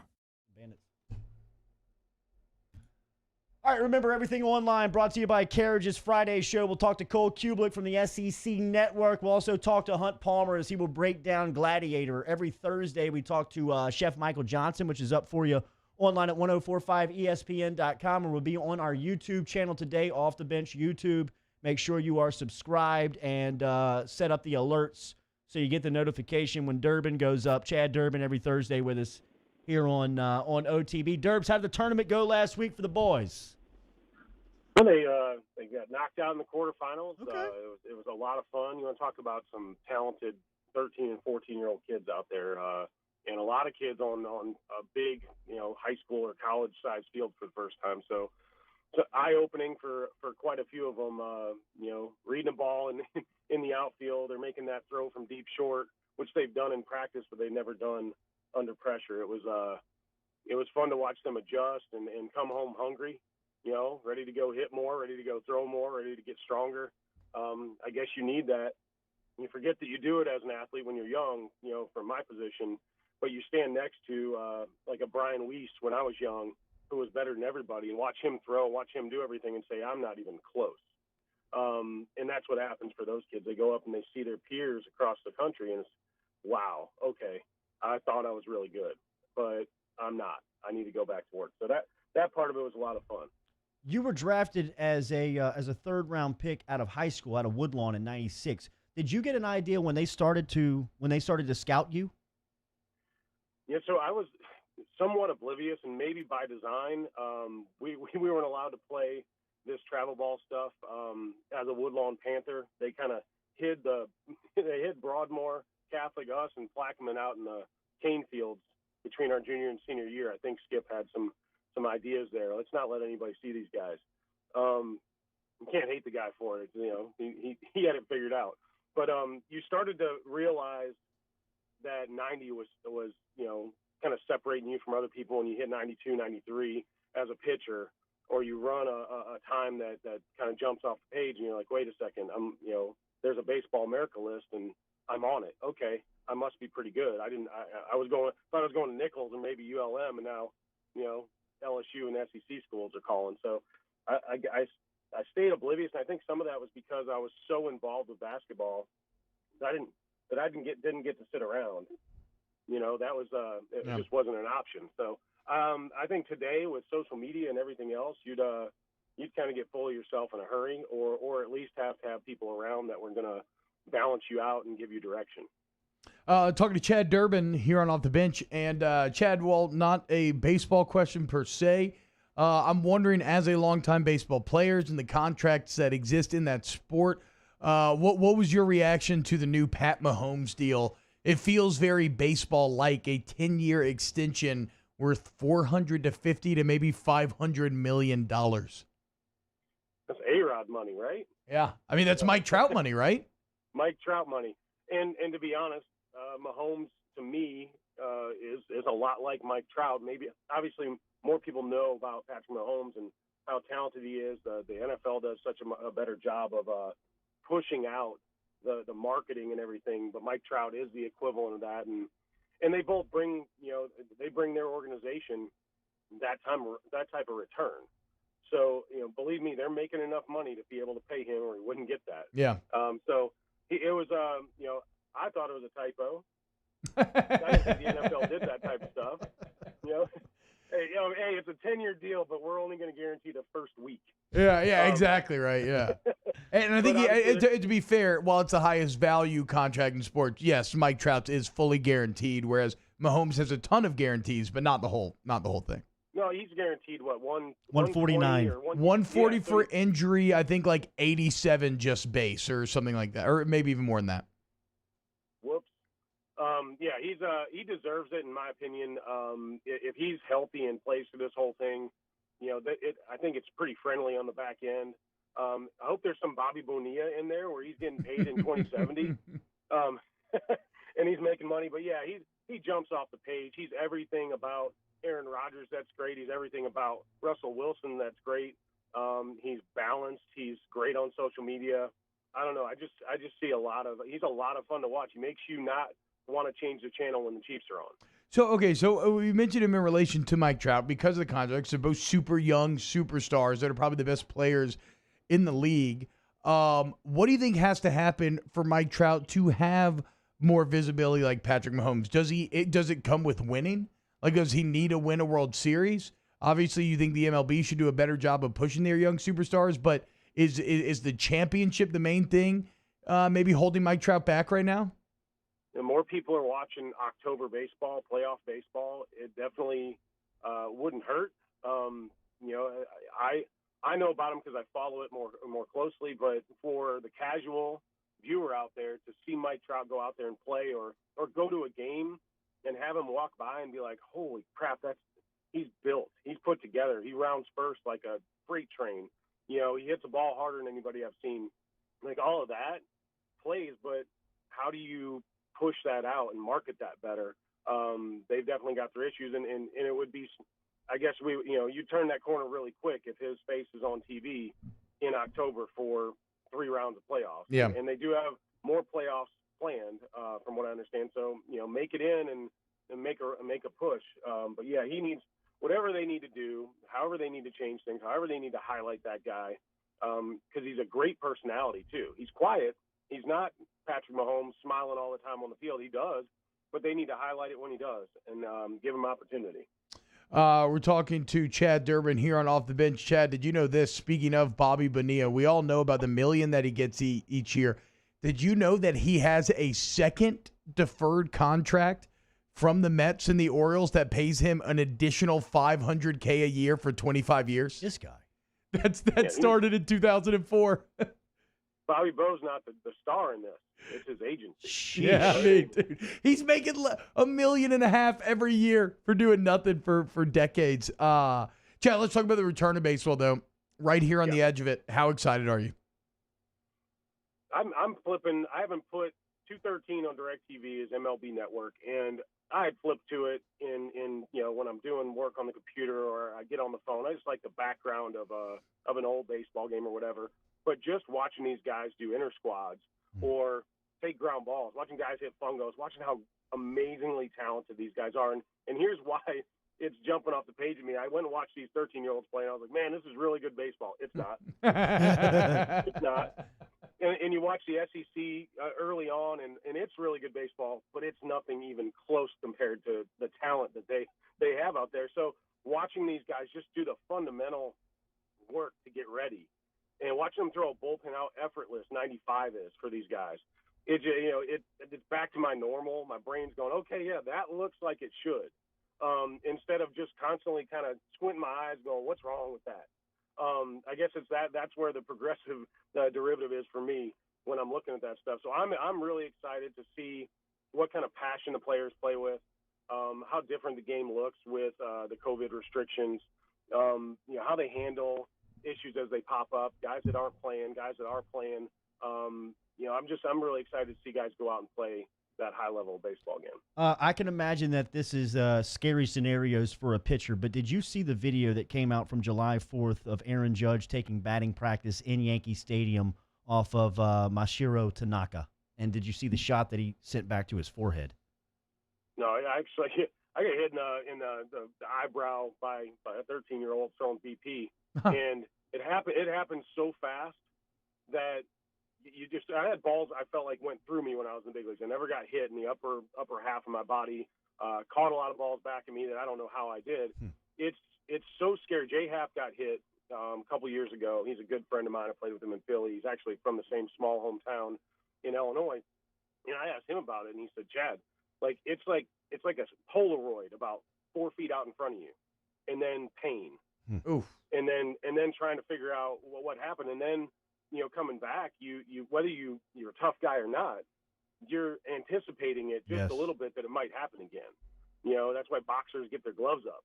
Yeah. So that is, it's always tough to watch. It's just every pitcher's fear in the back of his mind, and I'm lucky. I got hit in forearms, I got hit in my butt, I got hit in my legs, I got hit everywhere, and you just don't have time. You're on one leg, right? And you're about 53 feet from a guy swinging a phone pole, a telephone pole.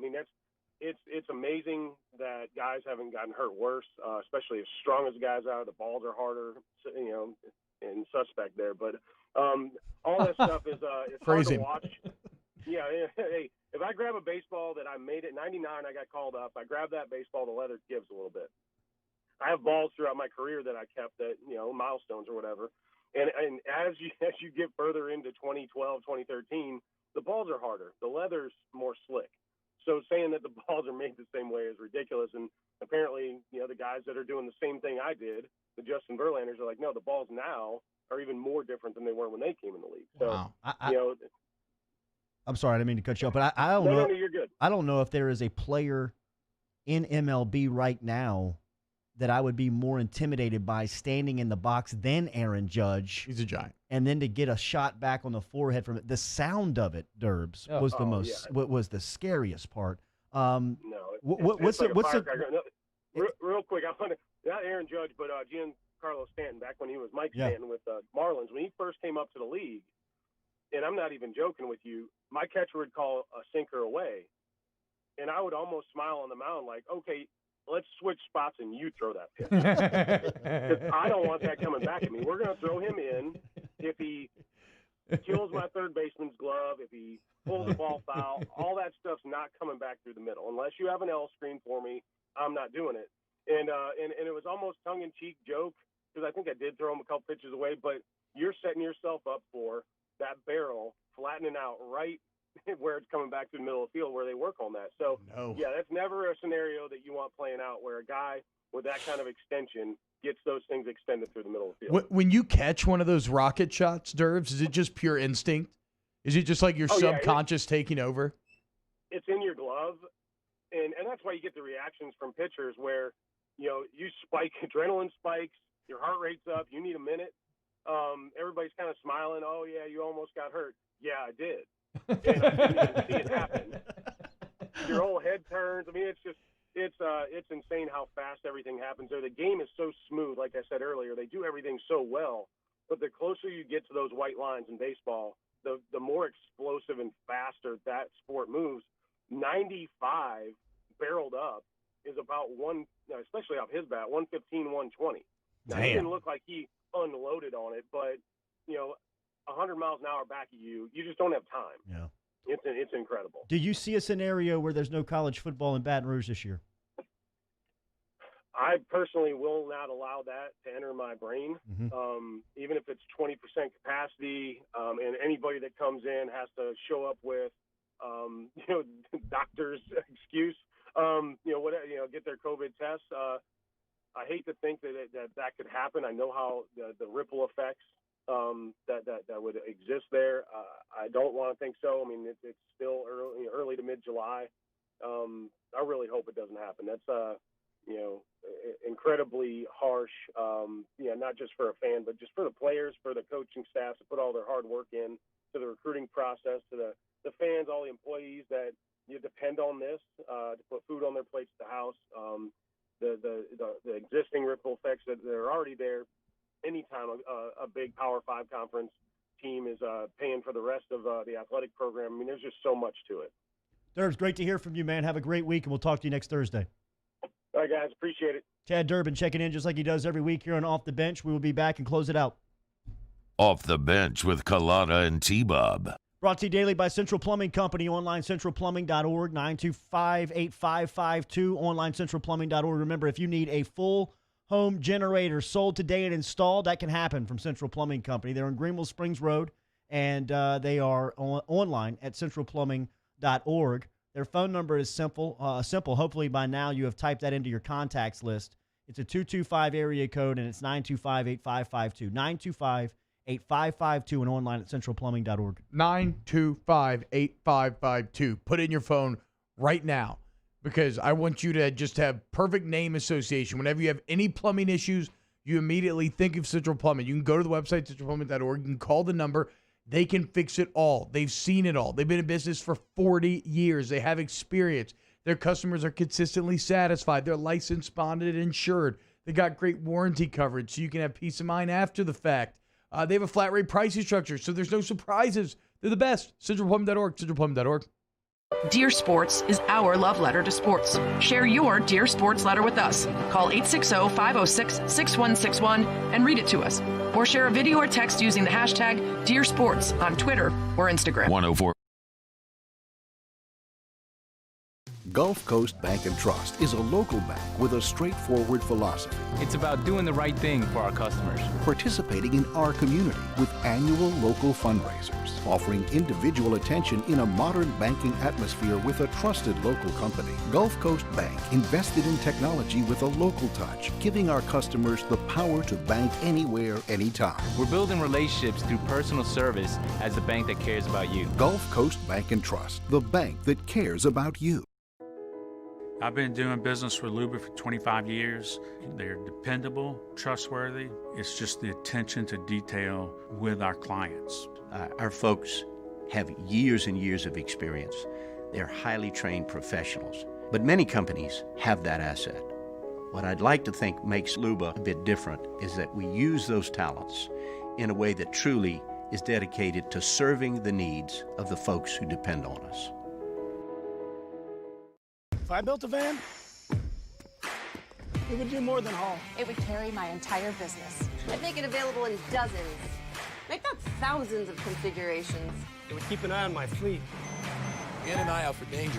If I built a van, I'd make it available in diesel and gas. And I'd build it right here in South Carolina. Introducing the all-new Sprinter, starting at $33,790. Built in the USA. Mercedes-Benz. Vans. Born to run. Are you a licensed contractor? There's lots of good contractors in Louisiana doing work the right way, but unfortunately, too many unlicensed contractors are working outside the licensing requirements. Working as a contractor in Louisiana requires a license for the company doing the work. The Louisiana State Licensing Board for Contractors wants to help you get licensed to allow you to conduct work legally. It's not difficult to get the license. We can help you. Go to lacontractor.org for more information. Licensed contractors, it's the law. Gulf Coast Office Products is a nationally recognized Savin office equipment dealer based right here in Louisiana. Over 100 employees strong, Gulf Coast has the boots on the ground to support all vertical markets, from education, engineering, legal, and finance. With the latest in office technology, from desktop to production segment units, Gulf Coast and Savin have the perfect fit for you. Call 225-756-2644. That's 756-2644 for Gulf Coast Office Products.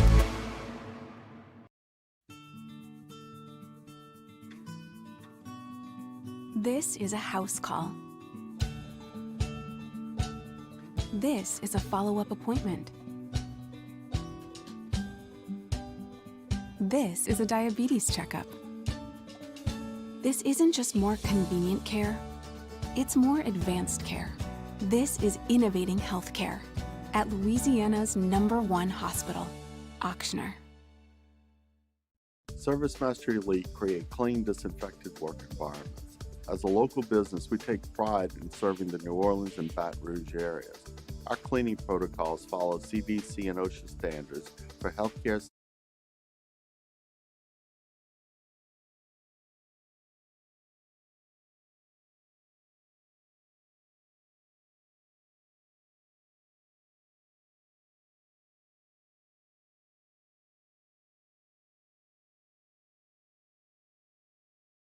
All-Star Toyota presents Off the Bench with Jordy Collada and T-Bob Hebert. ESPN Baton Rouge, New Orleans, Alexandria.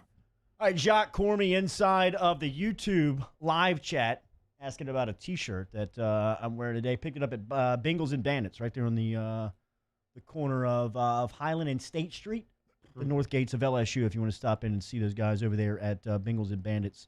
Appreciate all the interaction this morning here on Off the Bench. We're on Facebook, YouTube. We're inside the huddle. All of our stuff is going to be obviously brought back from an on-demand standpoint that you can listen online at 1045ESPN.com. And you can also check out on our YouTube page. Make sure you are subscribed and getting alerts for the YouTube content that is being uploaded. We will have our Chad Durbin conversation there. We will talk to we will have our Munchies segment from hour one. We'll have our LSU basketball conversation from a couple of segments ago, and then T-Bob in hour 3 will talk to Larry Holder as Holder goes in on his a really good piece on his last athletic write-up that you can find over at The Athletic that is pinned by Larry Holder that's titled The $1 Million Question, Why Can't New Orleans Sustain Sports Talk Radio?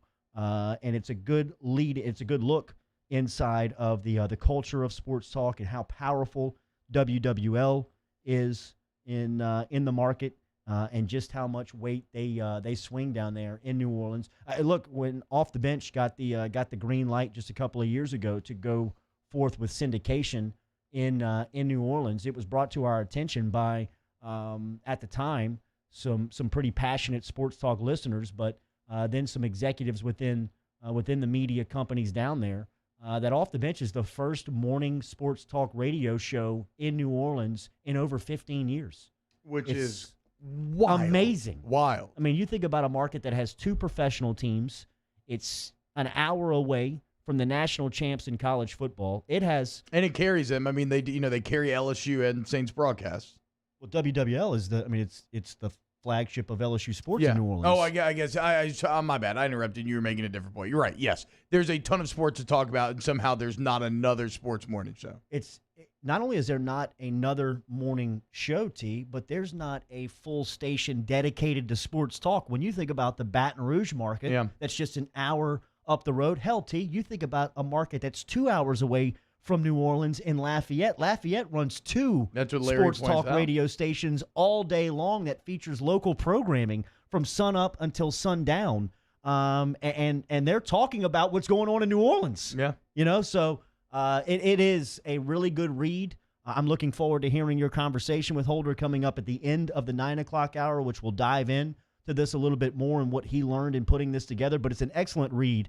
ESPN Baton Rouge is routinely exemplified in this piece. Moscona is quoted throughout the article. So if you haven't read it yet, make sure and touch up on it over at The Athletic before Holder stops by the conversation in hour number 3 today. Yeah, I guess it does maybe seem a little self-serving because we are. I mean, our station is talked about in a good light there. But I look, there are a lot of reasons why I wanted to come over here, right? I mean, and it was because of how forward-thinking 104.5 was in this studio that we're sitting in right now, and knowing that while terrestrial radio absolutely still matters, that you also have to expand into being on YouTube Live and having everything on demand at the kind of for whenever the listener wants it. I think, Jordy, for whatever it's worth, and we can dive into this more, but the biggest difference to me, I think it's a lot of corporate versus small private ownership, right?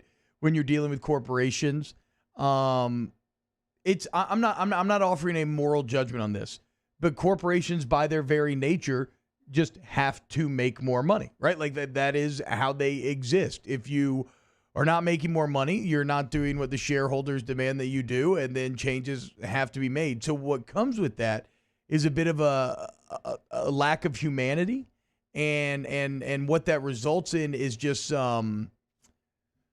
some ruthless, or maybe ruthless isn't the right word, that brings too much emotion in it. It just some like cold, hard baseline, okay, we're losing money here, this has to end, this has to go. Whereas if you're not corporately owned, you can navigate troubled waters a bit better. You can be willing to take losses somewhere, think that it'll work out in the end. It's the private-public discussion in high school athletics, yeah, right? I mean, that's fair. Public schools have to stick by guidelines and classifications and rules within districts, while private schools are free to do whatever they want to do, and that's been the argument because they make their own rules and guidelines.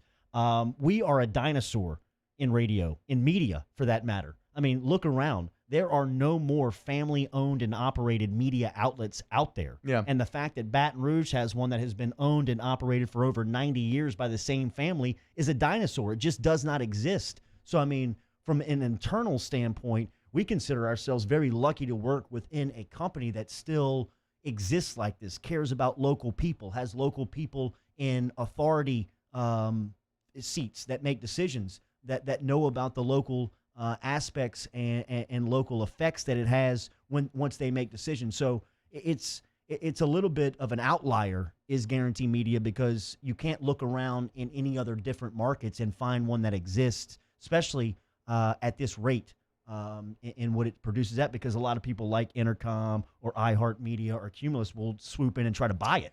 Yeah, that's the thing, man. I think if you're gonna make it work in New Orleans, it's actually a lot like the Athletic. The Athletic works now because it had a ton of money behind it, and they accepted maybe some short-term losses for long-term gains. And they have the personalities. They have the people that they can relate they have the to. talent, yeah. T, have a great third hour. Yes, sir. I will talk to you tomorrow morning, 7 a.m. Stick around. Off the bench, All-Star Toyota. Off the bench with Colada and T-Bob. As summer comes back around to greet us for yet another sun-filled season, one thing is for sure. The road is calling.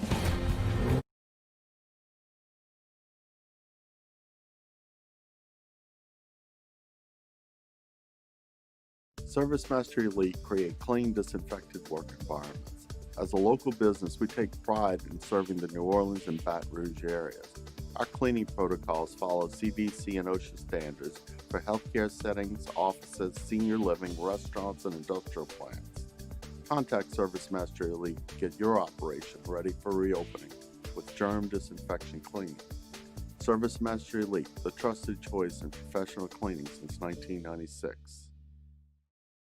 Gulf Coast Bank and Trust is a local bank with a straightforward philosophy. It's about doing the right thing for our customers. Participating in our community with annual local fundraisers. Offering individual attention in a modern banking atmosphere with a trusted local company. Gulf Coast Bank invested in technology with a local touch, giving our customers the power to bank anywhere, anytime. We're building relationships through personal service as a bank that cares about you. Gulf Coast Bank and Trust, the bank that cares about you.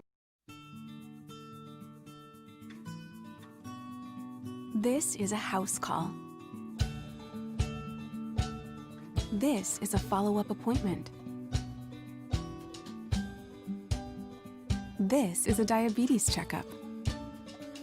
This isn't just more convenient care, it's more advanced care. This is innovating healthcare at Louisiana's #1 hospital, Auctioner. If I built a van, it would do more than haul. It would carry my entire business. I'd make it available in dozens, make not thousands of configurations. It would keep an eye on my fleet. And an eye out for danger. If I built a van, I'd make it available in diesel and gas. and I'd build it right here in South Carolina. Introducing the all-new Sprinter, starting at $33,790. Built in the USA. Mercedes-Benz. Vans. Born to run. To all of our heroes working on the front lines of this COVID-19 pandemic, your bravery and selflessness represent the very best of us, and we want to say thank you. I'm asking everyone around the state to join me in celebrating the heroism of our healthcare professionals on the 19th of every month at 1900 hours, that's 7 p.m. Write a note of appreciation, make plans to donate to charitable organizations, or say a prayer. To learn more, visit 19thanks.org. Thank you, and God bless. At All-Star Toyota, you get it all. If you're in the market for an all-new Toyota vehicle, come see our friendly and knowledgeable sales team at All-Star Toyota.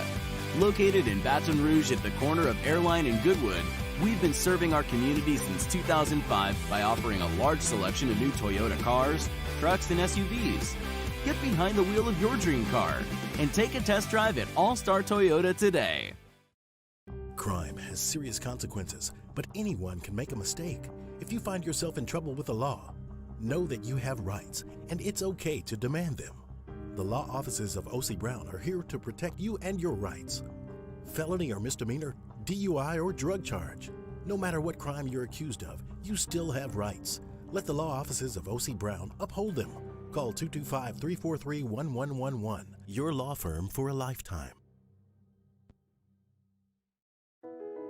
I've been doing business with Luba for 25 years.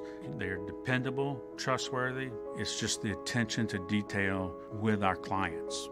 Our folks have years and years of experience. They're highly trained professionals. But many companies have that asset. What I'd like to think makes Luba a bit different is that we use those talents in a way that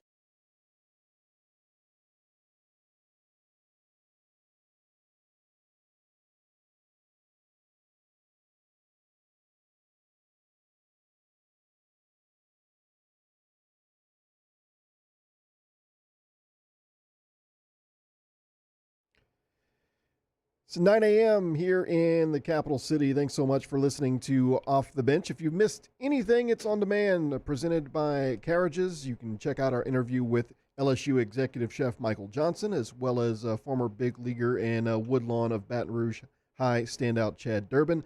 Lots to discuss, all in the on-demand section at 1045ESPN.com or our mobile app. We now move on to overtime. Off the Bench OT starts right now.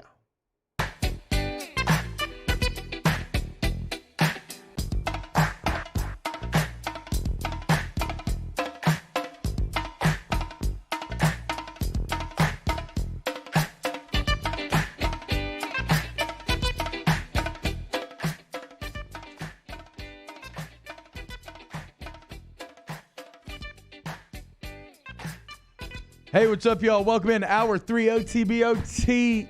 Bob? That's right. For those asking, why this is our first week of doing this, so not everybody knows. People ask, well, where's Jordy? The Kingmaker, on top of being very talented on radio, on top of being the best guest booker that I've ever worked with or ever seen, he is also the best salesman. So he has to go do his other job. A man of many talents, a renaissance man, if you will. What that means is that I get to take you home each and every day for the final hour. Things we're going to get to today. First off, we will revisit our Joker rankings. We'll see who's winning the poll, where we agree or disagree. Speaking of rankings, NFL.com came out with a top 10 quarterbacks list. This was after a polling of, I can't remember, X amount of NFL personnel, right? I have a couple major issues with this top 10 quarterback list. And the first is this, Cade and Danny, okay? Listen up. Is there a bigger fraud in the NFL than Aaron Rodgers? I'll wait and listen. No, I won't, because I have to keep talking. But we will re-explore that topic because we'll go down the top 10, and I'll tell you where I think they got it wrong. Also, I got my Zion and Brandon Ingram NBA Jam shirt on. That is not by accident. They are reporting to the bubble, which... The bubble's, it's really nice in some ways. It's maybe not as nice as I thought it would be in other ways. The meals that they are putting out there on social media, like the pictures of the meals, have a, somebody said this online, so it's not my joke, but have a Firefest energy. And I can kind of agree with that. I mean, I would think if you're feeding these NBA players in your world-class resorts like the Disney bubble is, that maybe the food would be a little better. That's not the lamest part about the bubble, though. So they were going through entertainment options and everything, and they have everything. They have like manicurists, barbers. You can go golfing, you can go fishing, but there is a hard no alcohol rule in all of these in all of these activities that you can do. And I mean, yeah, look, guided fishing tours are the best, the absolute best. But what's the point of a guided fishing tour if you can't drink beer during it, which there is a strict no beer rule. So that's going to be a little disappointing for those guys. It doesn't matter. I guess most of them are just inside playing video games anyway, if you look at like all the Twitch streamers and everything, that the young players in the NBA. But yeah, the Pelicans are reporting, and it looks like Alvin Gentry is going to go with the team. This was not always a guarantee, as Alvin Gentry, 65 years old. Now, I think he was always down to go. He had to be cleared by a league-appointed doctor. He got that medical clearance officially yesterday, meaning that Alvin Gentry will enter the bubble with his team to try to make this run. Jeff Bzdelik, the team's main defensive coach, will not, as he is 67 years old. He has not been cleared. He is going to stay home. And then Jamel McMillan as well will remain home with newborn son. So Gentry there, but not the whole squad necessarily. And look, man, we're getting close. We're getting close. So today is Thursday. Tomorrow, the Pelicans will practice for the first time in 4 months, and that'll be at the bubble. In less than 2 weeks, they will kick off the first of what will be 3 scrimmages. And then in 21 days, on July 30th, the regular season will resume. That end of July is going to have a huge impact on sports as a whole. Adam Silver talked about the bubble be potentially burst. So we'll know more in a couple of weeks. College football has basically said, like the Power 5 guys, they're saying, look, we know that the Ivy League made their decision today to suspend all fall sports. We're not there, obviously, and we're not, just from a timing standpoint, we're going to wait a couple more weeks. So what happens over the next 21 days will be critical. I hope everything goes according to plan, and I hope that we get to see the Pelicans kick it off July 30th, 5:30 Central, against the Utah Jazz. How about that? Conley versus Lonzo. Rudy Gobert against Zion Williamson. That's going to be spectacular. Which Brandon Ingram's format currently? Derek Favors, how does he fit in? JJ, did this team manage to build on that chemistry that they were getting into right before the season had to be suspended? These are things that we will learn in a short amount of time. But let's get to our top 10 quarterbacks in the NFL, because this is a list, like I said, a poll conducted with 50 NFL personnel. Excuse me, it was not NFL.com. It was from ESPN.com. But what they came up with, the personnel who were asked, the top 10 list is as follows. Pat Mahomes at number 1. Russell Wilson at 2. Aaron Rodgers at 3. Deshaun Watson at 4, Drew Brees at 5, Lamar Jackson at 6, Tom Brady 7, Carson Wentz 8, your boy Danny Dak Prescott at 9, and then Matthew Stafford at 10. Immediately, instant reaction. Look, first off, any list that does not start with Pat Mahomes and then Russell Wilson is objectively wrong. So they got that right, okay? They got an excellent 1-2 there. Mahomes, unquestioned leader. Wilson right behind him. But then the fraud comes into play. For Aaron Rodgers to be third on this list, and I get it, he has all the arm talent in the world. He does incredible things, and a lot of Green Bay fans are going to cry and whine about Aaron Rodgers doesn't get the support. Look at his roster. He has no one to throw to.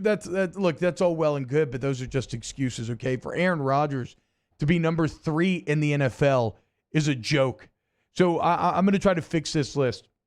And if I just got one move to fix it, the main move that I would make is I would flip Drew Brees and Aaron Rodgers.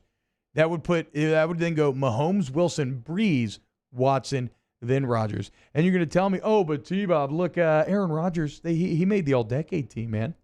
Right? He's got the MVP. Where's Drew Brees' MVP? Well, how about this? Let's just look at the last 3 years, right? We're ranking quarterbacks going into this year. Let's look at the last 3 years.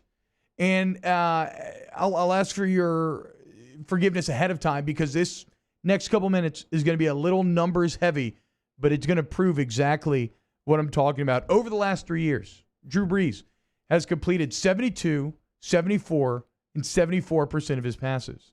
Aaron Rodgers has completed 64, 62, and 62. Drew Brees has thrown for 11,300 yards. Aaron Rodgers has thrown for 10,100. Drew Brees has thrown 82 touchdowns to 17 picks. Aaron Rodgers has thrown 67 touchdowns to 12 picks.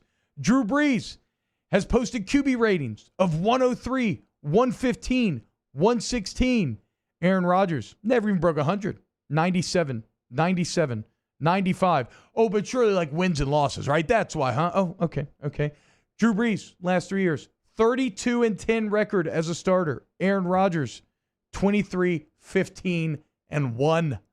So let's just go over this again. You're saying that Aaron Rodgers is the third best quarterback, Drew Brees is the fifth best. And yet, Brees has thrown for over 1,000 more yards.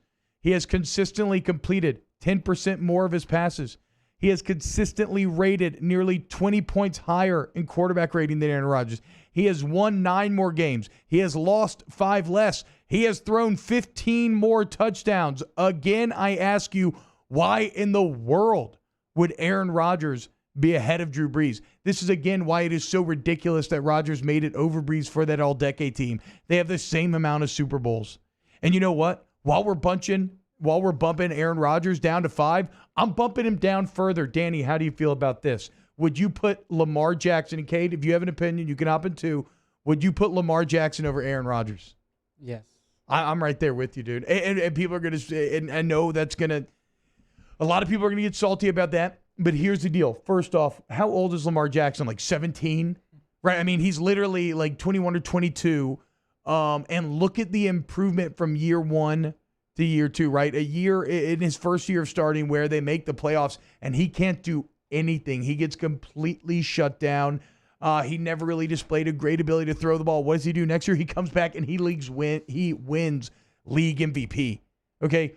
You can argue that people are going to adjust to the Ravens, right? That's a school of thought here, is that they kind of caught everybody by surprise last year with these new, almost like wing T-like aspects that they were working in their offense, and it won't work again as well this next year because defensive coordinators are going to develop. They're going to come up with plans. And look, I'm not saying that can't happen. It does happen a lot. I'm just saying that I believe that Lamar Jackson's talent and trajectory means that you're not going to be able to stop him that simply. So, yeah, I would put Lamar Jackson over Aaron Rodgers. Other changes I would make to this list. I like Tom Brady and Dak Prescott at 7 and 8. That makes sense to me. They actually had, I forgot, the original list has Carson Wentz above Dak Prescott. Danny, I know you are not a Dak Prescott fan, but are you putting Wentz above Dak?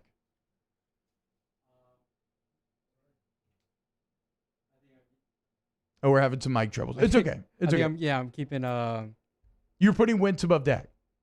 No, I think I'm putting Dak above Yes, Wentz. thank you. Durability. I mean, durability. What has Carson Wentz done except for get hurt recently? Like, to me, Carson Wentz has been pretty good. He was pretty good last year, but he had the Super Bowl year. He was in the MVP discussion, and I feel like that's still the Carson Wentz that we're giving credit for, and just the subsequent injuries and the subsequent level of play have not been that level of play. They've not been at MVP caliber. Dak Prescott has been spectacular throughout this beginning of his career, both winning and statistically.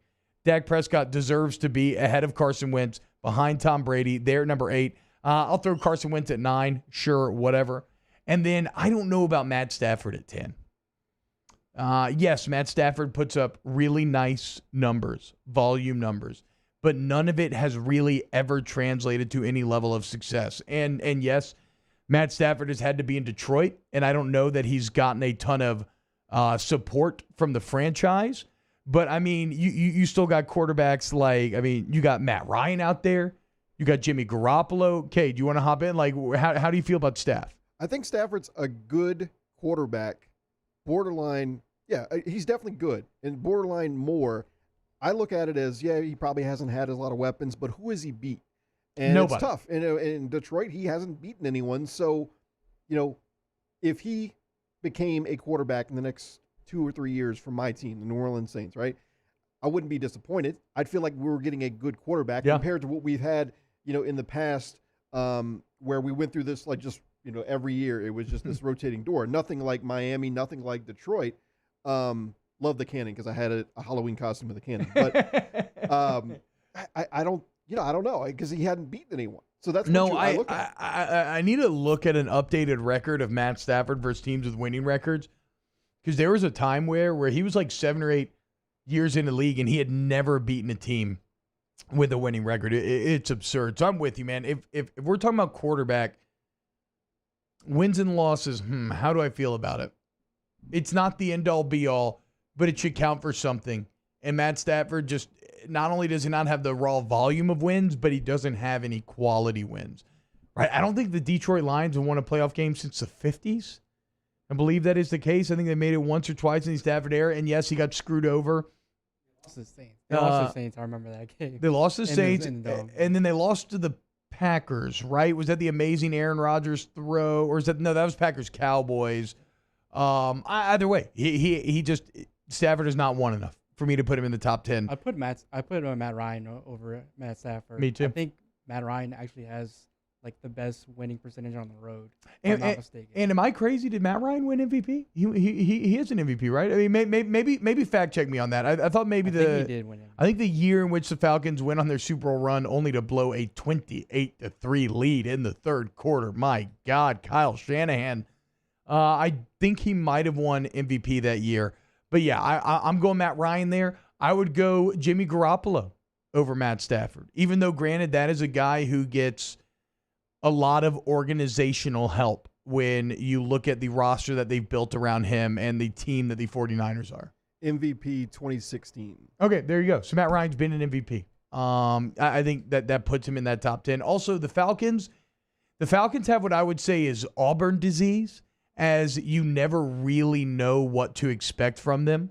Like last year, you remember we talked to Booger McFarland all offseason. Everybody thought they were going to be really good. They ended up being terrible, but then they actually finished really good, right? Like they started terrible. I think then as the season went on, they got better and better, including that win over the Saints, which then they had that hilarious tweet where they tried to change it to soccer and take like the aggregate win where they combined the two scores of the game and said, hey, we outscored them. Well, you didn't make the playoffs, Atlanta, but they could. Like Auburn, at any time, the Falcons could randomly end up being good. So Matt Ryan's been to a Super Bowl. Matt Ryan should be 10th on that list. So the correct top 10 quarterbacks in the NFL is as follows: Pat Mahomes, Russell Wilson, Drew Brees, Deshaun Watson.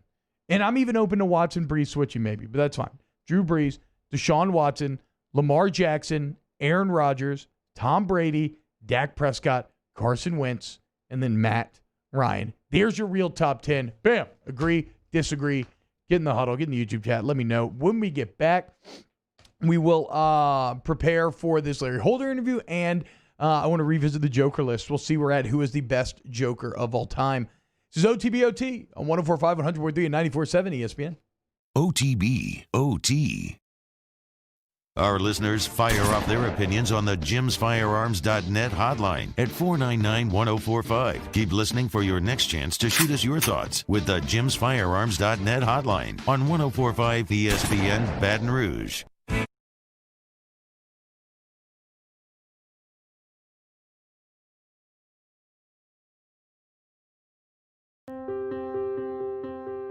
This isn't just another day. It's so much more. Kelly's life was put on hold when her Auctioner primary care doctor discovered a rare blood disorder. Her doctor connected her to an Auctioner care team of cancer, heart, and kidney specialists. With multiple primary care locations around Baton Rouge, same-day appointments, and online scheduling, we're relentless about keeping you healthy. Auctioner Baton Rouge, innovating healthcare for Kelly. If I built a van, it would do more than haul. It would carry my entire business. I'd make it available in dozens, if not thousands of configurations. It would keep an eye on my fleet. And an eye out for danger. If I built a van, I'd make it available in diesel and gas. And I'd build it right here in South Carolina. Introducing the all-new Sprinter, starting at $33,790. Built in the USA. Mercedes-Benz. Vans. Born to run. Are you a licensed contractor? There's lots of good contractors in Louisiana doing work the right way, but unfortunately, too many unlicensed contractors are working outside the licensing requirements. Working as a contractor in Louisiana requires a license for the company doing the work. The Louisiana State Licensing Board for Contractors wants to help you get licensed to allow you to conduct work legally. It's not difficult to get the license. We can help you. Go to lacontractor.org for more information. Licensed contractors, it's the law.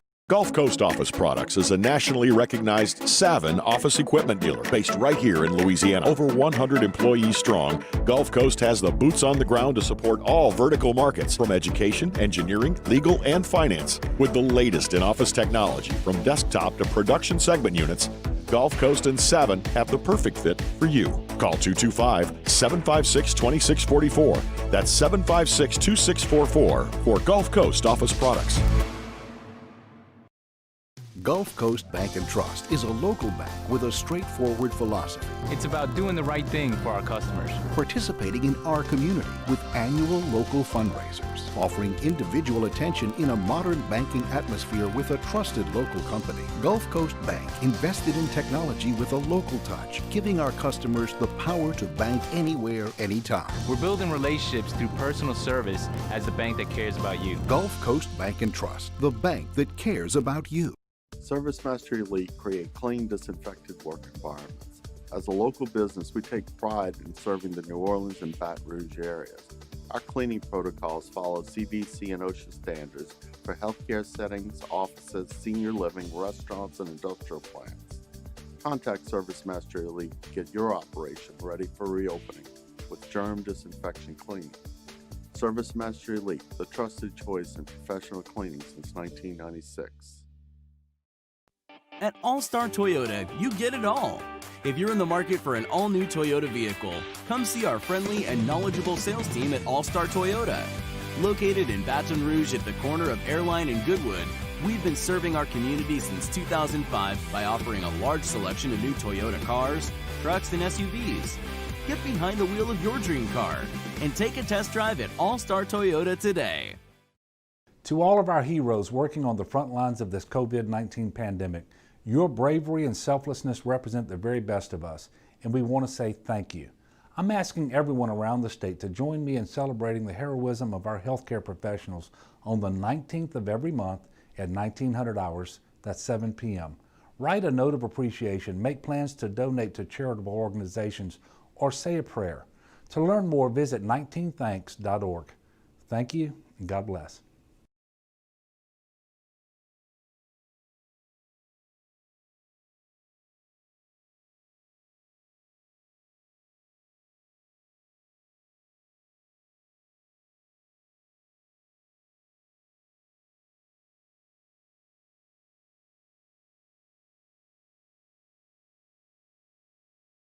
OTB, OT, with T-Bob Hebert, ESPN Baton Rouge, New Orleans, Alexandria.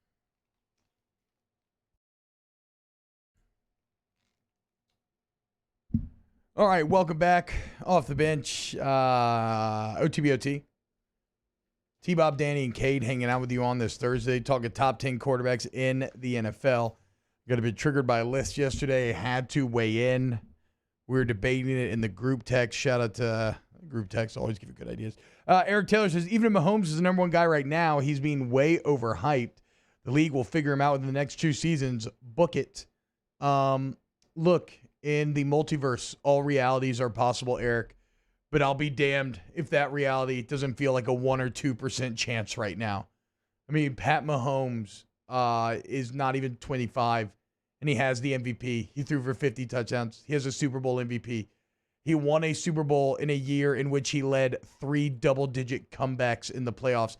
In my opinion, that does not speak to somebody who is going to be figured out anytime soon by the NFL, especially when combined with Andy Reid's mind and the Chiefs front office. But as we, we've talked about that. A lot of people also pointing out that Aaron Rodgers has had a better support, or Drew Brees has had a much better supporting cast than Aaron Rodgers. I don't know that I agree. What did Jimmy Graham do in New Orleans? What did he do in Green Bay? And you could say he's not the same player, but I mean, that's a direct comparison that you could draw right there. Drew Brees made Jimmy Graham way better than he was. Just look at what he's gone on to do after his career. And that's almost like everybody who leaves. Now, Brandon Cooks has been interesting because he's had success everywhere, but not enough for anybody to actually want to keep him around. He still has always represented too much value on the market. But, I mean, look, I love the quiet storm, Marcus Colston, but are you going to sit here and call him, like, is he a true number one receiver? I mean, I guess he is, but he's not who you would think of as the most dominant receivers in the NFL. Willie Snead, another guy, solid NFL guy, has had some success post-New Orleans, but not what he did in New Orleans. Devery Henderson, you would never consider a number one guy, though he had success in New Orleans. Drew Brees makes everybody better around him. And how about this? Shout out to my guy, Emil McClellan, sending me I probably should throw last name to there, but shout out to my guy, Emil, sending me a tweet. This comes from CP on Twitter. Since 2012, Aaron Rodgers, you want to talk about fraud numbers, since 2012. So that's a large sample size, people. This is not a fluke. Since 2012, Aaron Rodgers is 7-24 against teams that are over 500. Kirk Cousins, 5-24. And then this is what else we were alluded to. Matt Stafford, 9-54 in his career against teams with winning records. That's why Stafford can't be in the top 10. That's why Aaron Rodgers does not belong in the top 5. It is what it is. All right. Cade, earlier in the show, we got into a Joker debate. We started off talking villains. That then led to Joker, which, by the way, I think the villains conversation is probably one for another day because there's so much good there to break down. I mean, Hans Landa. I've actually never seen 2001 Space Odyssey. I know that's unforgivable because Hal should probably be in that number. Michael Shannon in Shape of Water, as I mentioned. Joaquin.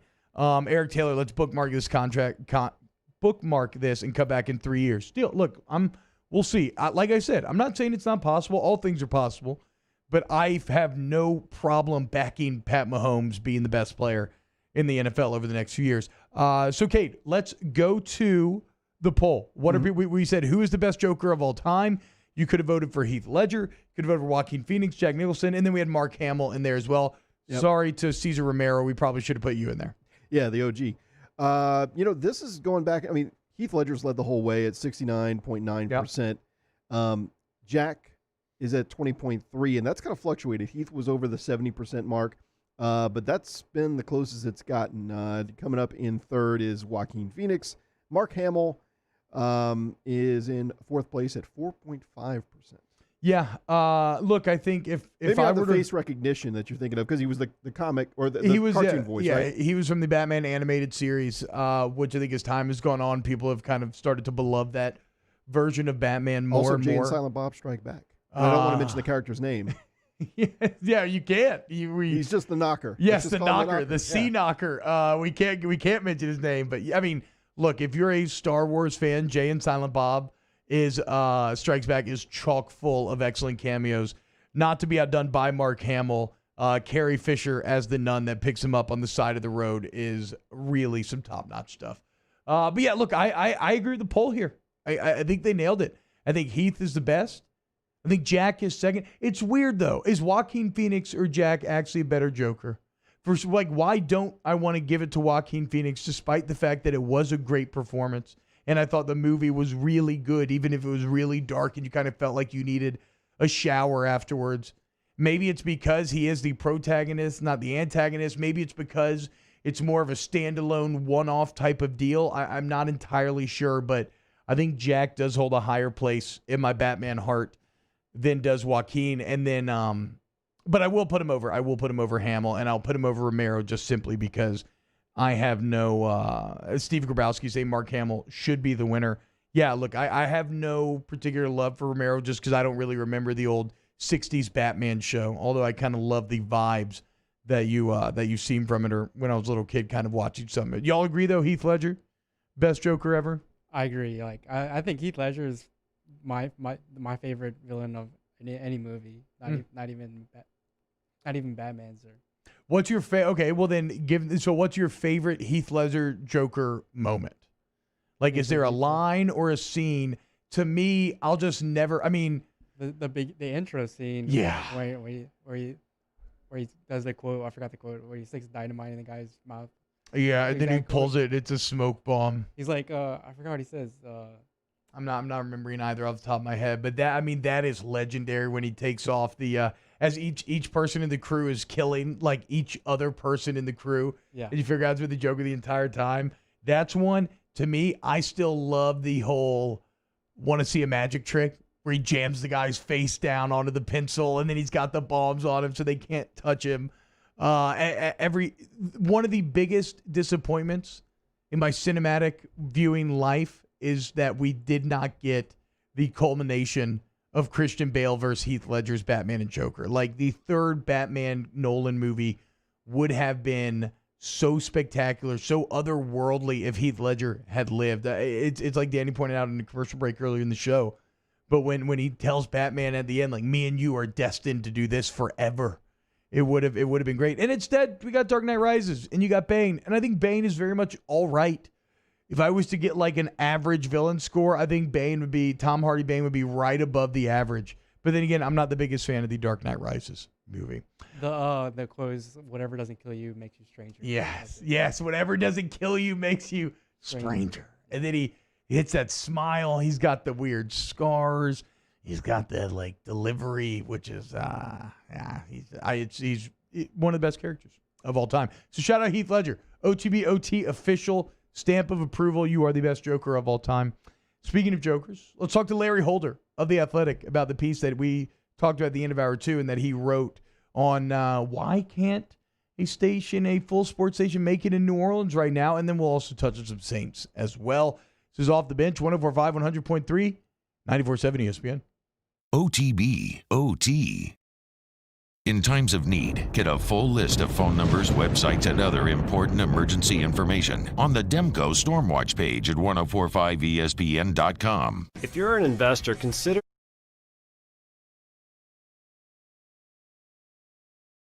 Gulf Coast Bank and Trust is a local bank with a straightforward philosophy. It's about doing the right thing for our customers. Participating in our community with annual local fundraisers, offering individual attention in a modern banking atmosphere with a trusted local company. Gulf Coast Bank invested in technology with a local touch, giving our customers the power to bank anywhere, anytime. We're building relationships through personal service as the bank that cares about you. Gulf Coast Bank and Trust, the bank that cares about you. This is a house call. This is a follow-up appointment. This is a diabetes checkup. This isn't just more convenient care, it's more advanced care. This is innovating healthcare at Louisiana's #1 hospital, Ochsner. Crime has serious consequences, but anyone can make a mistake. If you find yourself in trouble with the law, know that you have rights, and it's okay to demand them. The law offices of O.C. Brown are here to protect you and your rights. Felony or misdemeanor, DUI or drug charge. No matter what crime you're accused of, you still have rights. Let the law offices of O.C. Brown uphold them. Call 225-343-1111. Your law firm for a lifetime. If I built a van, it would do more than haul. It would carry my entire business. I'd make it available in dozens, make not thousands of configurations. It would keep an eye on my fleet. And an eye out for danger. If I built a van, I'd make it available in diesel and gas. And I'd build it right here in South Carolina. Introducing the all-new Sprinter, starting at $33,790. Built in the USA. Mercedes-Benz. Vans. Born to run. I've been doing business with Luba for 25 years. They're dependable, trustworthy. It's just the attention to detail with our clients. Our folks have years and years of experience. They're highly trained professionals. But many companies have that asset. What I'd like to think makes Luba a bit different is that we use those talents in a way that truly is dedicated to serving the needs of the folks who depend on us. Are you a licensed contractor? There's lots of good contractors in Louisiana doing work the right way, but unfortunately, too many unlicensed contractors are working outside the licensing requirements. Working as a contractor in Louisiana requires a license for the company doing the work. The Louisiana State Licensing Board for Contractors wants to help you get licensed to allow you to conduct work legally. It's not difficult to get the license. We can help you. Go to lacontractor.org for more information. Licensed contractors, it's the law. Gulf Coast Office Products is a nationally recognized Savin office equipment dealer based right here in Louisiana. Over 100 employees strong, Gulf Coast has the boots on the ground to support all vertical markets, from education, engineering, legal, and finance. With the latest in office technology, from desktop to production segment units, Gulf Coast and Savin have the perfect fit for you. Call 225-756-2644. That's 756-2644 for Gulf Coast Office Products. ServiceMaster Elite create clean, disinfected work environments. As a local business, we take pride in serving the New Orleans and Baton Rouge areas. Our cleaning protocols follow CDC and OSHA standards for healthcare settings, offices, senior living, restaurants, and industrial plants. Contact ServiceMaster Elite to get your operation ready for reopening with germ disinfection cleaning. ServiceMaster Elite, the trusted choice in professional cleaning since 1996.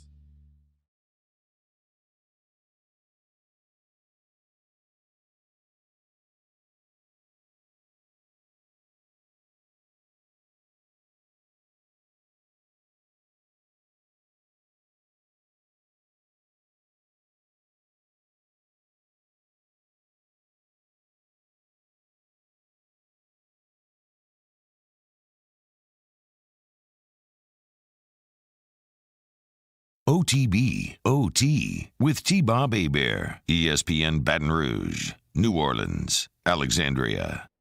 What's up, y'all? Welcome back to OTB, OT. Talking more Batman in the break. You want to know who inspired Heath Ledger's, or who I think you could, a lot of people think, I don't know if it's ever been officially confirmed, but go look up Tom Waits' old interviews. Speaking of interviews, right now, it's my pleasure to welcome in good friend of the show, and he writes for The Athletic, Mr. Larry Holder. You know him, you love him. He's a Saints expert. He is the Saints expert that my old man a few years ago told me that he thinks actually knows the best out of anyone in the media. Larry, what's going on, man? Thanks for joining us. Wow.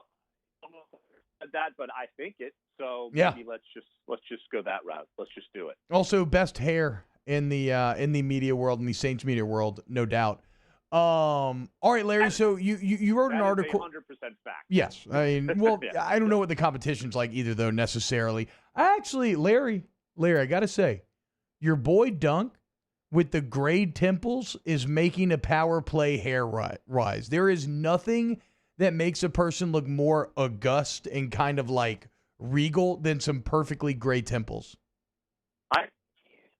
Product, just for men, no play for Mr. Gray. I think he's trying to go the opposite and see what happens in single life for Jeff Duncan. So let's he's going like the opposite of Keith Hernandez and Walt Frazier, and so let's see what happens for him in that route in life. Yeah, I guess that's true. He very much strikes me as a touch of gray. It is a little too perfectly confined to those temples. All right, Larry, though, you had a great write-up in The Athletic. So 1280 over there in New Orleans had a full sports lineup. David Grubb, we talked to just a couple of weeks ago, Hard in the Paint, Corey Johnson, among others. And kind of out of nowhere, it was announced that they were shuttering, which begs the question, why can't a full sports talk station, why hasn't it been able to make it in New Orleans? You explored that. You did a ton of interviews. We talked about it for about 20, 30 minutes.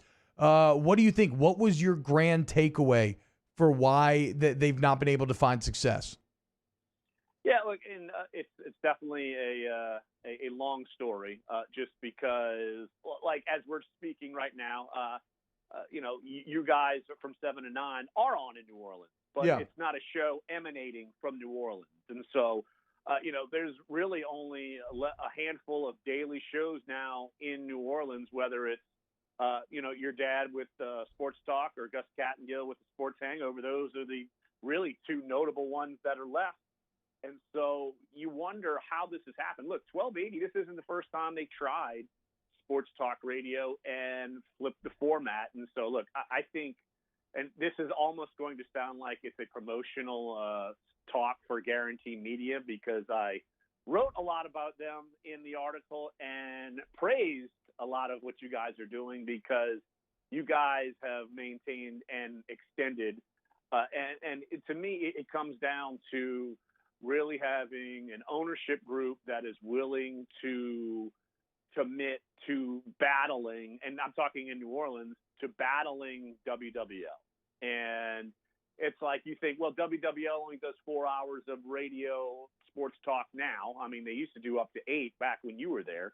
Now they only do 4, but it comes down to people see them as Saints Radio and people flock to them. And so a lot of corporate stations, like 1280 is owned by iHeartMedia, and a lot of stations aren't willing to put in the time and the money and the investment to do it. And I think the hidden little secret that a lot of people don't know about as far as radio, and it's prolific in New Orleans, that people pay to be on the radio. Like, so how can you make a great career out of that when you're paying to be on the air, and then you're trying to hustle for ads and this, that, and the other, and sponsorships? And so it is really, it's kind of bleak, to be honest with you guys. I mean, you guys are seemingly more the exception, and Lafayette does a really good job. Look, they've got 2 sports talk stations that I think almost have double-digit daily shows there, and New Orleans has less than a handful, which to me I think is mind-boggling, considering you have the Saints, the Pelicans, of course, LSU, and there's the Tulane Fellowship to a smaller degree. Well, and so this is where I wanted to ask you about the place where you work, The Athletic, Larry, because when you talk about recipes for success, for making it work in New Orleans, certainly I think corporate versus private ownership is a huge piece, but that's not always a realistic piece in terms of what you can and cannot. Like, it's going to be tough to find a privately owned radio station, right? That said, there's also the investment angle, right? And when you look at The Athletic, and when The Athletic started being a paid subscription model, a lot of people rolled their eyes at that. A lot of people said there's no way in today's internet age that would work. And the thing is, though, The Athletic believed if they hired very talented writers and if they put money behind it, if they were willing to accept losses in the short term, that eventually things would turn around. And then by the end of last year, there's all kinds of articles about the number of subscribers and how it is turning that corner. It's becoming very successful. What do you feel? Do you see any parallels between what y'all have done there and what somebody would have to do if they want to make this work in New Orleans? Absolutely. Because, look, here's what happens. You get some of the best talent in every market, in every sport. You're having to pay to make that happen, because a lot of times you're pulling people from good jobs. Look, The Athletic pulled me from a columnist role at the Times-Picayune. Now, I didn't know that it was going to be bought and then absorbed by The Advocate, but at that point in time, look, I had a good job, and The Athletic, to launch in New Orleans, their goal is to compensate their writers more than even what, say, newspapers and this, that, and the other, because our CEOs, they feel like, look, journalists deserve to make a good living, and you get the best people by doing so, and you target them, and that's kind of the model. And I think that goes hand in hand with, say, what you guys are doing and what should be done here in New Orleans. If you want talented people, you have to compensate talented people. Otherwise, you basically are hoping to get lucky, and a lot of times, luck doesn't work as far as doing this sort of thing. And so it's definitely a model that on a international scale now, I mean, we're international, which it's crazy, because, look, I can even tell you when The Athletic first popped up, I was like, look, I don't think I can trust going there, because I was so in the NOLA.com phase, ads, this, that, and the other, clicks, page views, this, that, and the other. And boy, it is refreshing, the place where I work. It really is. And even though we've been struck with a little bit of hardship, like everyone kind of in COVID, but look, we are continuing on the growth path, and it's an enjoyable place to work when you know you're compensated and appreciate your work, and you work harder, and you like have pride for where you work. And a lot of times in radio, when you are having to grind and you're making peanuts or making nothing or having to pay to be on the air, look, there's only so much someone is probably willing to take. And it really cuts down on the talent pool because who wants to do that? Like, you want to make a living. And a lot of times it's a struggle to make a living, especially in New Orleans on radio. Talking to Larry Holder. Larry Holder on Twitter. Catch him on The Athletic. In fact, I do a podcast on The Athletic, full disclosure. If you want to go to theathletic.com/holdthatpodcast, give 40% off the sign up if this sounds like a good deal to you. Larry, let's talk about the Saints then. The Saints entering the season with what looks like one of the most complete rosters in the entire NFL. Where do you think they kind of rank in that NFL hierarchy? I don't think there's any question. I'm not going to totally discount what happened against the Vikings, but I think in the playoffs. But I think that was just a bad day, and that's where. And they have improved and look to improve in some of the faults where they had issues even in that game. Like they've trying to upgrade in their offensive line and teaser. I'm going to be having a story next week, kind of going through the offensive line the last few years and kind of doing an audit of where it was and where it is now and why they're making changes. And so that's coming up at The Athletic probably next week. But, I think the fact that, look, we don't even know that if they're going to even have a preseason game. And that's going to hurt a lot of teams, but probably not the Saints. You only have a couple of guys you're probably going to have to really kind of get back into the swing of things, whether it's Cesar Ruiz or Malcolm Jenkins or Emmanuel Sanders. Everybody else is pretty much intact. And a lot of, I say Jenkins and Sanders, those guys are veterans. They know what to do. And Ruiz I think is going to be a great player. It's just a matter of if you feel totally comfortable with him at center or do you move him at guard. I mean, he's a starter, so that's going to play. And so the Saints are in really good shape when it comes to that and, of course, their roster. And when you look at adding Emmanuel Sanders, to me, it's a whole is greater than the sum of its parts situation where because of all the other elements of the Saint office, that signing takes on even greater importance, could be even better. But if it is going to reach its maximum potential, a lot is going to ride on what Alvin Kamara does this year and which Alvin Kamara you get this year. Last one here, Larry. What are you expecting out of AK here in a couple of months?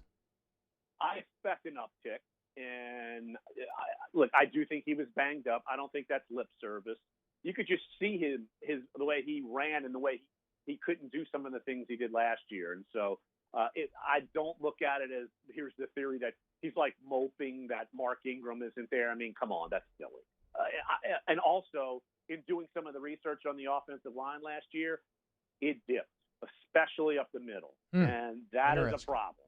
And so, look, it is there's a reason why they moved on from Larry Warford. I could tell you that. Yeah. And it's really telling in some of the research I've done. So I expect an uptick in Kamara, and that lends the question, do you pay him now or do you wait? If I'm the Saints, I wait. But because you also have the franchise tag if you want to give it one more ride.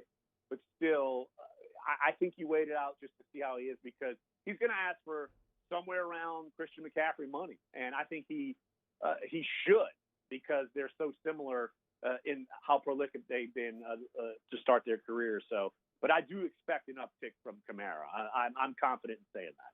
Here we go. The man, the myth, the legend, Larry Holder, the best hair in the media game. Larry, thanks so much, man, for stopping by with us this morning. I expect a big gift basket from Gordy Rush for the glowing words. Like, some of that bourbon or any of the crazy wacky juice you might drink. I need like a gift basket. That's just called tequila, Larry. And it's delicious. Sold. You should try it. Sold. Even though, make sure when you buy your tequila, 100% blue agave, okay? If it's not 100% blue agave, it's not actually tequila. You're getting played. There's your PSA. Larry, take it easy. And we will close out OTB OT when we get back here on 104.5, 100.3, 94.7 ESPN. OTB OT. Sports will be back. But for now, we're all rooting for a different kind of hero. Let's embody the best parts of sports. Teamwork, sacrifice, resilience. One goal. Together.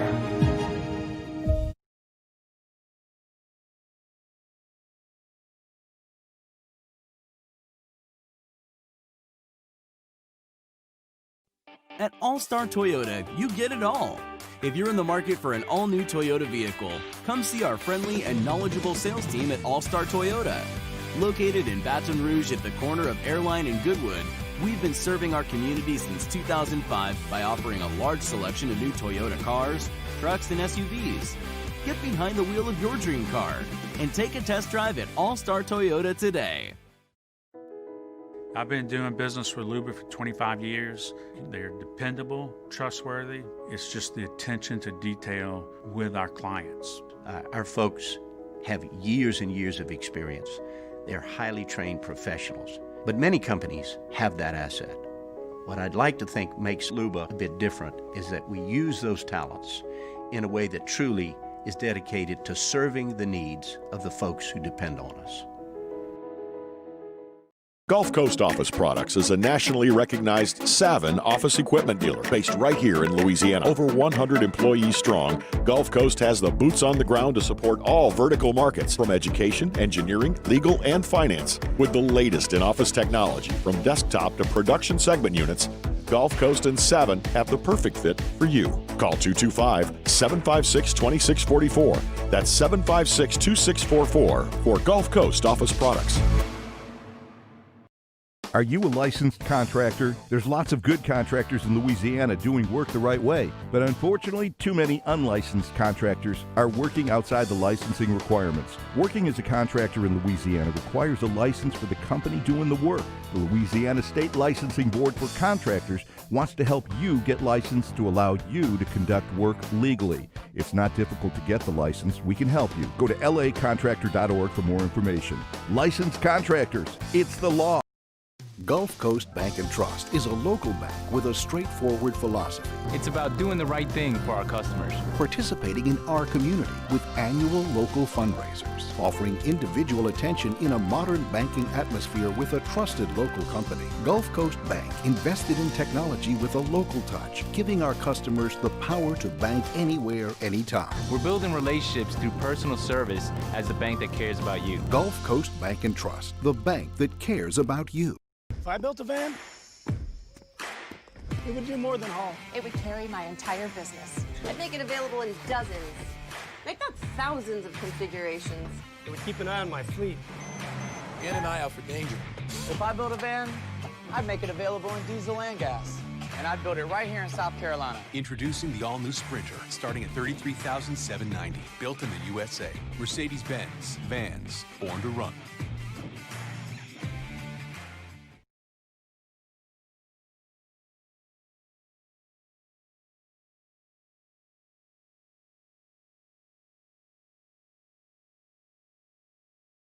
Make sure to hit the bell icon to be notified of when we post. You'll get content like clips from the show, behind the scenes, and who knows what else when Matt Flynn is involved. So make sure you head over to 1045 ESPN YouTube channel and subscribe today. This is Skip Bertman, and as a coach for over 50 years and the father of 4 daughters, we've had a lot of happiness and accumulated lots of stuff. Dependable Storage wants your stuff. Now open in Baton Rouge. Visit dependablestorage.com. Hey, it's Dory Noka. Join me and Mel Kiper Jr. for Dory and Mel Saturday mornings at 8 on 104.5 ESPN Baton Rouge. Brandon Hawley here. Pick your color, pick your siding. ReliefWindows.com. Hey, it's Matt Moscona inviting you to join us for Thursday's AFR, presented by the Aesthetic Medicine and Anti-Aging Clinics of Louisiana. We got a full hour of football talk with Mike Detillier, so hopefully you'll join us for AFR Thursday, 3 to 6, 104.5 ESPN Baton Rouge.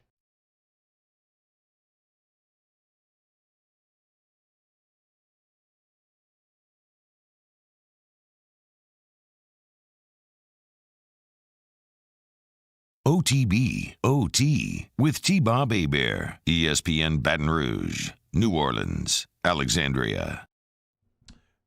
OTB, OT, wrapping up hour number 3.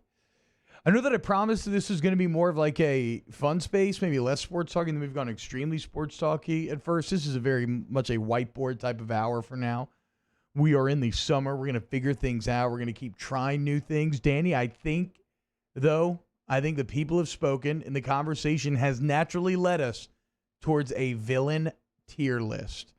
We will, me and Danny will put together a list of the greatest villains, and we'll reach, if you want to send us more. I know people have already sent us a bunch of you to continue to send us more. Tomorrow? Let's do it tomorrow.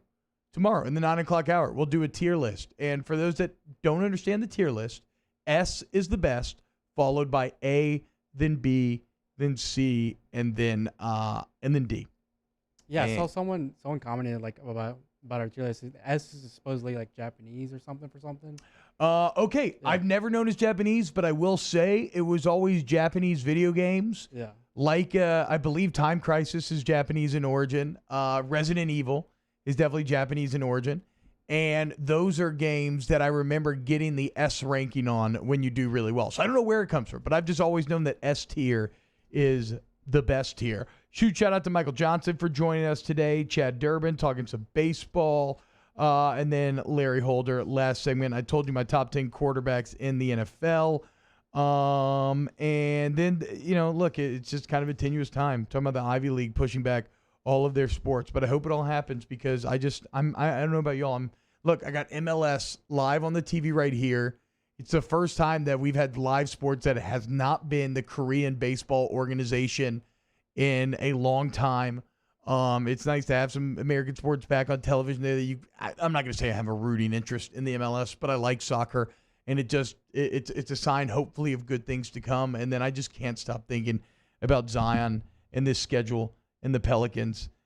They start with the Jazz July 30th. That's going to be a great game. Then you go straight into the Clippers. You get to watch Drew Holiday dominate Paul George more. You win one of those two, and then I think you have to go 5-1 in the remaining 6. The most important game, though, the absolute must-win, the entire goal of these 8 games is to stay within 4 games of the Grizzlies. You're 3.5 back to start. Well, third game out the gate, August 3rd, 5:30 Central, Pellies, Grizzlies. That is a must-win. You will not accomplish what you want if you lose that game. And then everybody else, including the Grizzlies, after those first 2, everybody else with a losing record. So you can go on a bit of a run there. You can get a bit of momentum. You got the Kings, then the Wizards, who are hot garbage, and the Spurs, who don't even have LaMarcus Aldridge. It's actually a testament to Pop, and that I still find the Spurs kind of scary, even though they have nobody. Then the Kings again, and then the Magic. Shout out Trey Hammer, Honore. The Magic are garbage too. And then who knows, man? You go 6-2 there. Chances are, I don't think you overtake the Grizzlies, but chances are you win that 9 seed. You're within 4 games, and then you got to beat Memphis twice in a row. And if you can do all of that, the narrative gods align, and you get to go toe-to-toe with AD in the Lakers in round 1. Ooh, that would be so good. Have a great day. We'll see you tomorrow on Off the Bench. See you later. OTB, OT. What will you do with an employee at your business tests positive for coronavirus? All it takes is one employee to shut your business